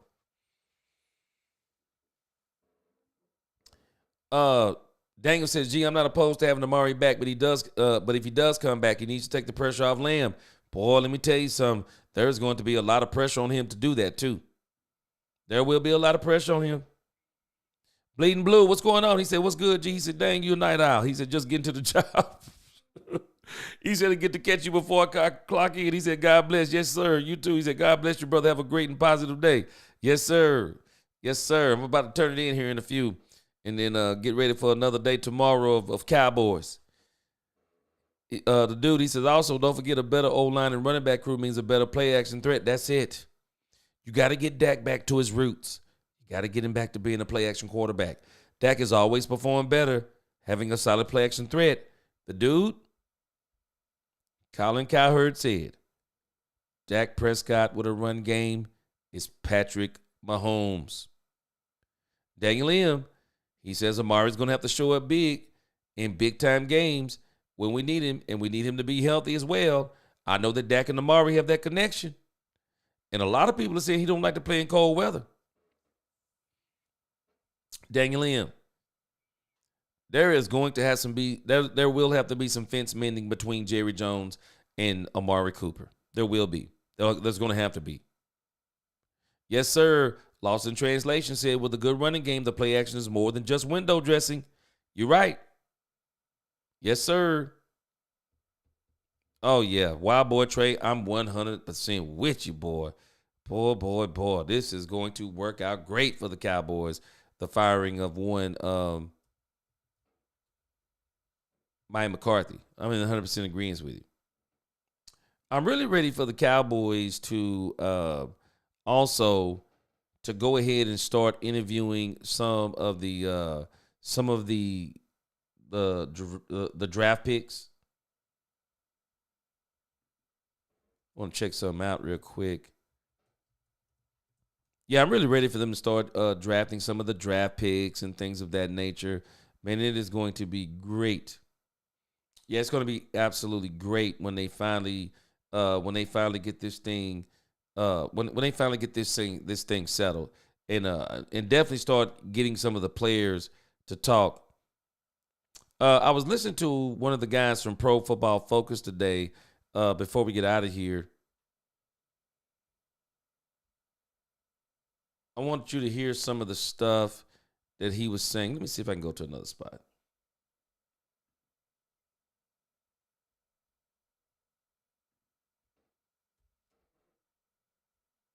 It was very interesting to hear this guy talk about Donovan Ezra-Rau today.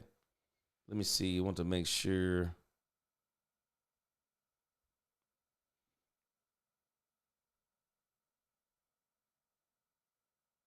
Yeah, I want to let you hear something from what they were saying about Donovan Ezra-Rau today. Let's go back for a second.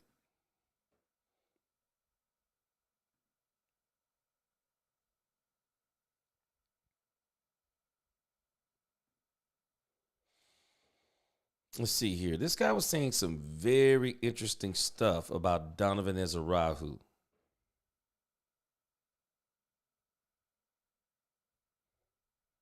Got one. Let me tell you, I can't imagine going back. My family has never response to that. I'm a big person on, I think athleticism really matters and the efficiency of his movement. He doesn't Raku. I think he was one of the most, a little bit higher than Tyler Booker pre-draft, but the fact that you're able to grab. Now to talk with John Owning, Pro Football Focus.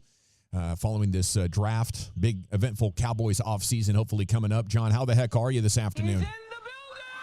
Doing great. Finally out of the draft storm. Done working 13-hour days, so it's nice. Yes, nice. I can imagine, and it looks like you've been watching these new Cowboys quite a bit. Do you like overall what they did? Yeah, I see. Oh yeah, I'm a huge Hold fan on, of I what feel the you, Cowboys George Boney. did, especially on the first 2 days. And even on day 3, I like a lot of the picks they did, even though some of them weren't, ideally what I would have done. But, kicking off the draft with Tyler Booker, Donovan Ezeraku, and Shavon Ravel, I think it's tough to beat those 3 in their entirety.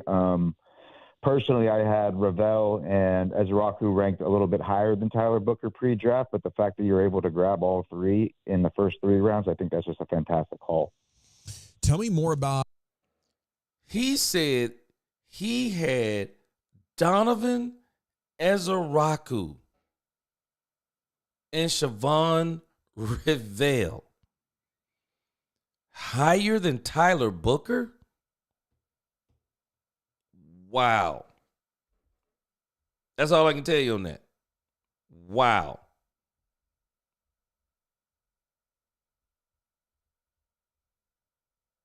That's crazy to me. Let's see. The dude.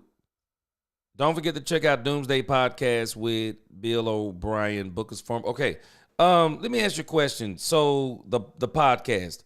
So is it like an official podcast to where, not just YouTube, but an official podcast to where you can go and listen to it? So you can go listen to it, because I've been thinking about because right now YouTube turned this into a podcast just because I guess I've posted so many videos, they now turn it into a podcast.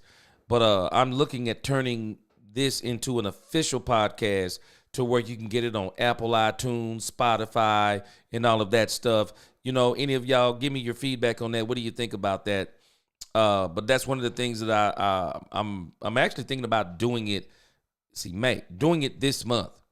Do any of y'all listen to actual podcasts? Tell me your feedback on that. Oh, and let's continue on here. What you're seeing with Ezeraku and what you think he can do in the NFL year 1. Oh, I love Ezeraku. I think he was one of the most technically sound and best pass rushers in this entire class. He was my second-rated edge defender behind Abdul Carter.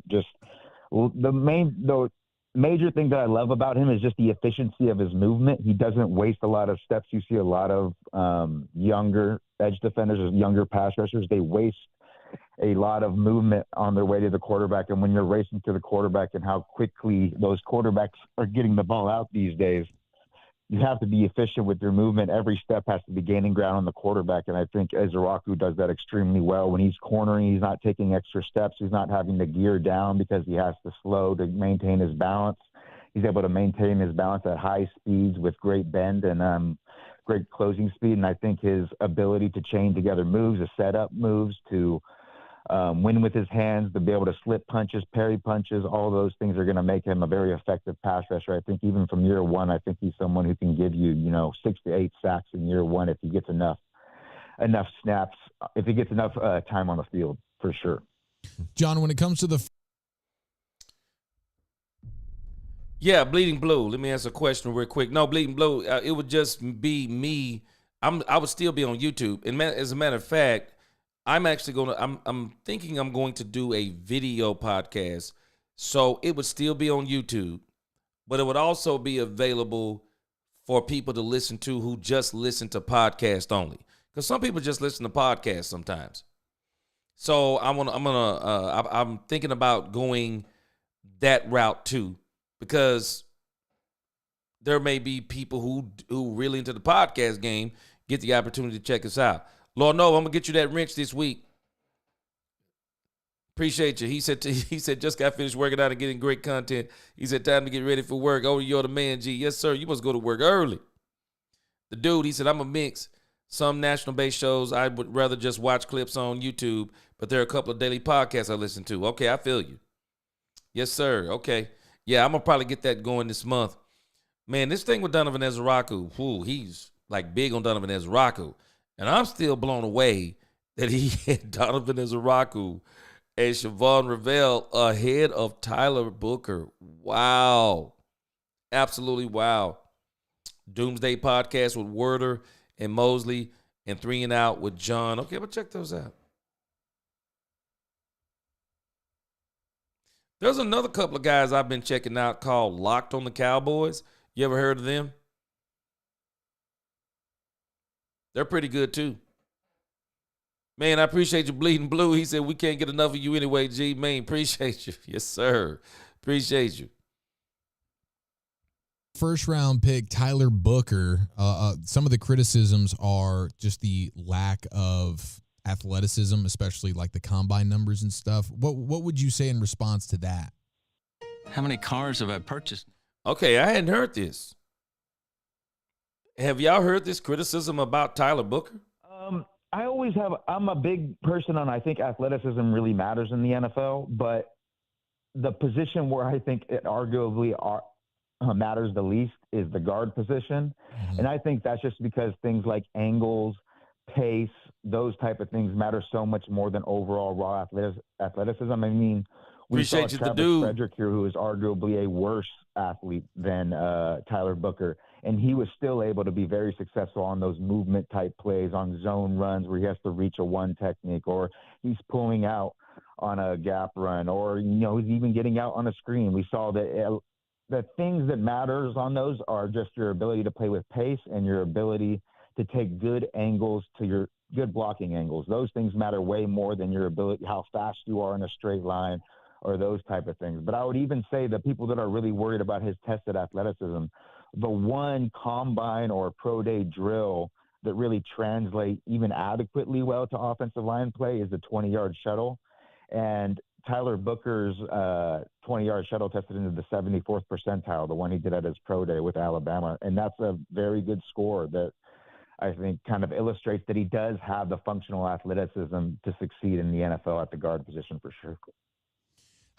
Wow, I hadn't heard this argument about the athleticism thing with with Tyler Booker. I hadn't heard that. Okay, interesting. Azteca, he said, I work night shifts, so this is cool for me, G. Almost off too. Yes, sir. Okay, you said you get off at 2 a.m. So it is 3:11 where I am. What time is it where you are? Do you think what do you expect this rushing attack to look like with Clayton Adams now, Connor Riley on the coaching staff, Booker now added in, you bring in Jaden Blue? How do you imagine this looks? I think a big thing, we're going to be living in a duo world, baby. Double teams up front, as many double teams as you can create to create that vertical displacement. Be able to have a running back that can jockey with that micro, that will linebacker, depending on the front that they're facing, and he can either hammer it down inside or he can bounce it outside. Those type of things. I think we're going to see a ton of inside zone, a ton of duo, those inside runs, and when they want to get outside, I think you're going to see some power, some counters, some of those type of things. Maybe a little bit of Brian's favorite pin and pull. We'll see a little bit of that. Yeah. But I think it's going to be a much more varied look than we've seen in the past. Clayton Adams, I know when he was with Brian and everybody at the draft show, he was talking about how he's going to run the things that are the strengths of his offensive line. And I think that's something that's going to be very successful because you do have an offensive line that can run a bunch of different concepts. People don't think that Booker should be pulling a lot, but I think, like I said before, he has the functional athleticism to pull on occasion if you need him to do. Tyler Smith obviously has the functional athleticism to pull. Guyton does, Terrence Steele does. All these guys can move. So I think that those kind of combinations give you a lot of flexibility with the way that you can attack defenses. And I think you're going to see the Cowboys be a type of team that is more defense dependent and is what they're going to do. Maybe some days they're going to be more of an inside zone team versus a certain scheme. And then other times you're going to see them really try to attack the edges with those pin and pulls or those power schemes, those counter schemes, those type of things. So I just think you're going to see a much more modular running system than we have seen in the past. John, how concerned should we be about the Blues' issues with fumbling? I tried to reach out to people at Texas and talk about it and see if there was anything they did. I haven't heard back, but I was just wondering from your evaluation point. It's definitely the major concern. I mean, when watching him, I think he has a lot of the traits that you want in a running back that can vie for being in a starter, immediately almost. He has the speed. He has the patience behind the line when he's running in between. You know, he just said something interesting too, Gene. He said that Foot's the King and Vach went at it over the athleticism of Booker. He said they disagree. Foot said he's overrated foot-wise, and Vach said Vach had him as the 8th player on his board. You know, he just said something here that's kind of interesting. He said that the guard position is the one that you don't really need the athleticism for. Interesting. Very interesting. Hadn't thought about it like that. Interesting. Okay. Bleeding Blue said with our coaches, Booker may be, dare I say, better than Martin. The kid just has a pop to his step. Yeah, he may be a pretty good guard. We're going to see. You got a little time to go, but we'll see. Let's check it out. I didn't hear what he asked about the running back. Let's see. He did. I haven't heard back, but I was just wondering from your evaluation point. It's definitely the major concern. I mean, when watching him, I think he has a lot of the traits that you want in a running back that can vie for being in a starter immediately almost. He has the speed. He has the patience behind the line when he's running in between the tackles. You even seen him really well be able to manipulate second-level defenders. His big run against Clemson, he had a run designated to hit, I believe it was the B gap, the weak side B gap. Yeah. And there was a free linebacker he was scraping over to the A, but he could have scraped over to the B, but you saw him jab step at that A gap that pulled in that middle linebacker. So then he had no opportunity to get to that B gap once Blue accelerated, and that allowed him to get, I think it was like a 77-yard touchdown run. And that's kind of the thing that he does extremely well, is when he has a little bit of I don't want to say he needs a runway, but when he has space to make decisions and to make people miss, he does that at an extremely high level. Space. As long as he's not getting backfield penetration, I think he's going to do a ton of good things. But the fumbling is a big concern. You know, it's something that, you need to glue the ball to him. I don't know if he has to carry it with him, sleep with it, what he has to do. But I do think it's something that's inherently fixable. It's not something that is dire, I would say, for his career. I think it's one of those things that it has to come from him. No one else is going to be able to fix it. He just has to make the concerted effort to have the concentration, to put in the work necessary to fix that aspect of his game. It's John Owning of Pro Football Focus here with you in the G-Bag Nation, talking Cowboys, formerly of the Dallas Morning News. Dogs are barking, John.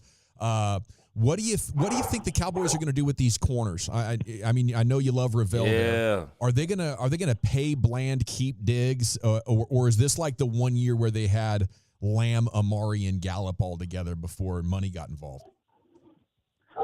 I think that Diggs is kind of the guy that it should be most worried about his job. I think Bland, his ability to play outside and inside, that versatility and do both at such a high level, I think that makes him the type of guy that you need to really lock up for the future. And he's someone who I would be making as a clear priority to make sure he's on my team for the long distance future. And I think Ravel, he has a similar skill set to Trevon Diggs. So I think that makes Trevon Diggs out of all three the most expendable one. And see, I said that earlier. Siobhan Revel Jr., he has the opportunity to take Trevon Diggs' place because he's got that kind of talent that Trevon Diggs had when he first came here. Man, if this dude if Siobhan Revel gets, and he's going to get healthy, boy, if he can stay healthy, bye-bye Diggs. It's over. It's a wrap. They'll be trading him. It's a wrap. After last year, it's kind of, even though I do disagree that, but if Diggs comes back healthy, the Cowboys could possibly steal. Let's see what they all three look like together. See what they all three look like together. Unless Kyer Elam, we can't write him out of the equation. If Kyer Elam is good, Revel, good, Bland, it's a wrap for Diggs. kind of hard to expect, the top three corners to all play with each other. It seems like somebody always gets nicked up and prevents them from being on the field all at once. So I don't really have super high hopes in that category. But if they do get on the field, I think you'd be hard pressed to find a more talented top 3 cornerbacks in the league for sure. Is Ravel going to tackle better? I hope so. I think, especially in an Eberflus scheme, if he's not going to see the field. Yeah.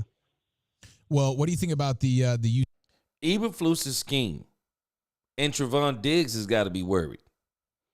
Eberflus' scheme requires the defensive backs to be able to tackle.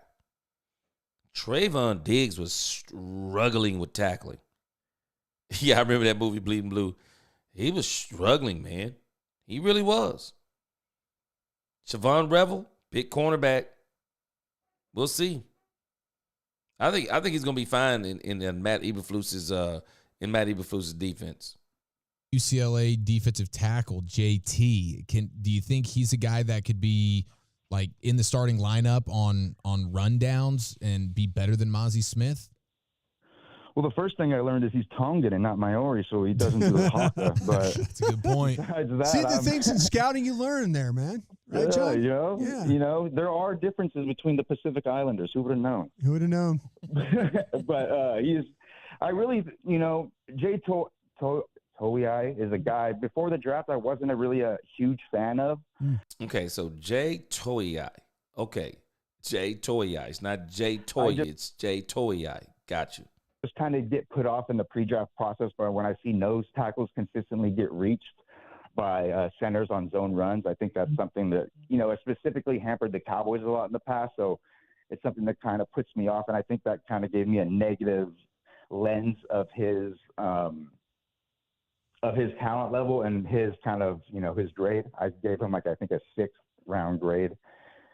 Yes, sir. Wolf King, appreciate you. Post-draft, looking at him with the Cowboys' eye, not having that kind of negative lens cloud my judgment. You do see some positive traits that I think can make him someone who can contribute a role year one. His ability to, get off the ball quickly when he was playing in a more attack front like he would be here against teams like I think Iowa and Nebraska games especially.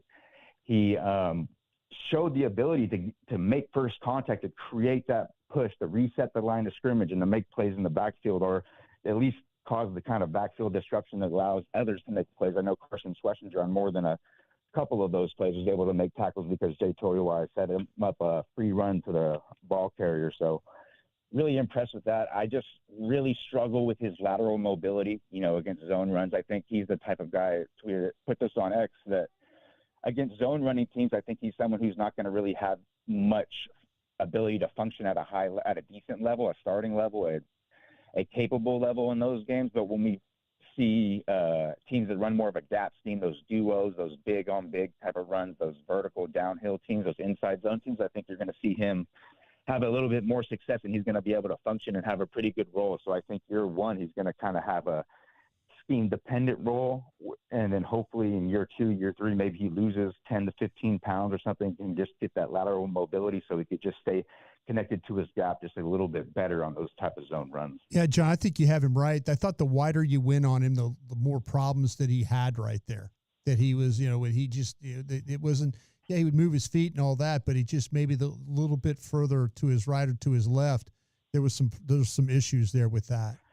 Yeah, and I think a big issue of that is because he plays with a really narrow base a lot of times. They might have to adjust that for sure. Yeah, it gets him displaced a lot by those double teams that hit him from adjacent. When he's taking things on square, he's really tough to move, but when you get those lateral kind of moving double teams, he kind of gets displaced a little bit more than you would like to see, and that allows the adjacent gaps to really swell, and it makes life extremely difficult in the linebackers. Your thought on Ezraku, and I think to me with the Cowboys, I didn't really see this one materializing. We were kind of doing pre-draft. We were talking maybe the defensive tackle, the one technique. We were talking corners. We were talking a lot of different things, but we weren't talking like edge rusher. Where did you have in relation to, say, some of the other pass rushers that were on your board? This is the foam grip that does. This answer is going to be the one. This is the answer that shocked me. I heard this answer earlier today. Oh, Ezraku, I would love him. He was my edge too, behind Abdul Carter. Mm-hmm. Abdul Carter got a top 10 grade, but Ezraku was the only other edge to get a first round grade. So. Wow. Ezraku was the only other edge he had as a number one grade. That's crazy. A lot of people like Ezra, they love his technique. There you go.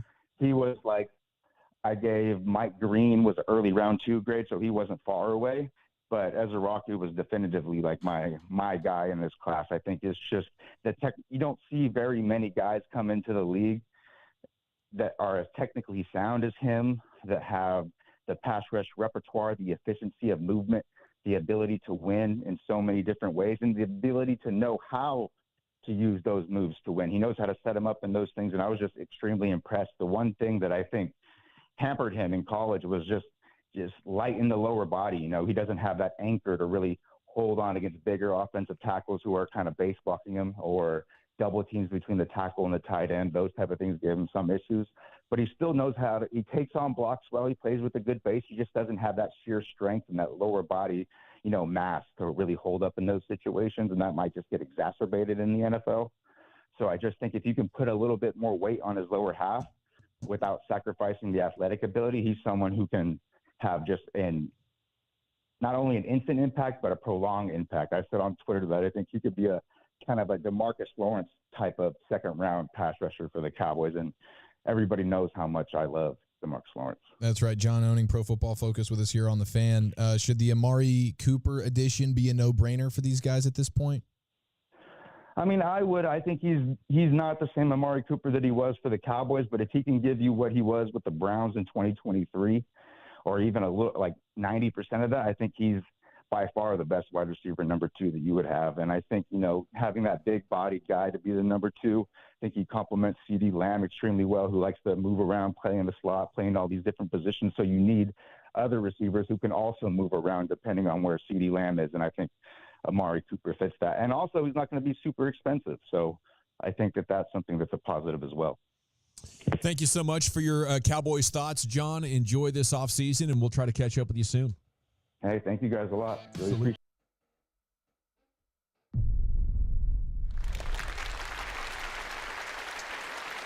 That was a good interview. I like what he said about Amari Cooper. He said Amari Cooper shouldn't be expensive. Now, I'm going to tell you now, man, if Amari Cooper is coming in cheap, bring him in. If he's coming in cheap, bring him in. I mean, if he's coming in around $5 to $7 million a year, man, bring him in. You're probably not going to do much better than that. And if Amari would come in at like $5 to $7 million, I really think the Cowboys should maybe even consider a 2 to 3 year deal. Go ahead and lock him down. I say a 2 to 3 year deal. And Amari Cooper, I said this the other day, a lot of people don't realize that this dude is a big, strong wide receiver. He gets it in the workroom, in the weight room. He gets it in the weight room. Big wide receiver. Only knock on him, and I shouldn't say the only knock, the knocks. I mean, people are saying stuff like he quits. I mean, they're saying stuff like, you know, he doesn't like cold weather. They don't know if he really loves the game. You know, I don't like to question those type of things about a man, but that's what they're doing. But if he still wants to play, and if he's literally going to come in, let me tell you, Amari Cooper to me is worth 2 years, $15 million guaranteed. 2 years, $15 million guaranteed. 3 years, $25 million guaranteed. Or, you know, what would that be? 3 years, you know, maybe $45 million guaranteed or $30 million guaranteed, whatever the case, about $30 million guaranteed. Let's say that. He'd probably be worth, let's see, not $30 million. Let me slow down. Maybe 3 years, $21 million. He'd be worth that. You're only talking $7 million a year. And then you say $21 million guaranteed with incentives. Okay, you catch 7 touchdowns, you get another $1 million. You know, you get 500,000, you get 500 yards, you get 250,000. You get 750 yards, you get 500,000. You incentivize them to the point to say, hey man, if you can get this many catches and all of these things, you can make an additional $3 to $5 million a year. He'd be great on a deal like that. If you're talking, you can get Amari Cooper for $7 million a year. That's a different conversation. But I wouldn't bring him in for a one-year rental either. Then I'm saying I got to get Amari Cooper for at least 2 to 3. And if I get him for 2 to 3, then that says it will be easier for me to replace a number 3 who may be actually a number 2, but bring him in as a number 3 now. I can replace Mingo or Tolbert and still have Amari Cooper while I'm developing that wide receiver that I go get next year. Because next year, if I get Amari Cooper, I'm going to make sure I'm going to keep him for 2 years, because next year I am going in the draft and I'm going to get the best receiver in the draft. Or the best receiver in the draft when it comes to our time to pick. I'm going to get the best receiver we can get. And we'll have Amari Cooper for 2 years, 1 to get us by this year, and 2 to get the guy who we're going to get next year to the following year. You get him for 2 to 3 years. But again, if he's cheap, and I like what he said, it's the same thing I said. We just need to understand he's not the same Amari Cooper, but he's still good. He's still absolutely good. And I think he would be good for the team.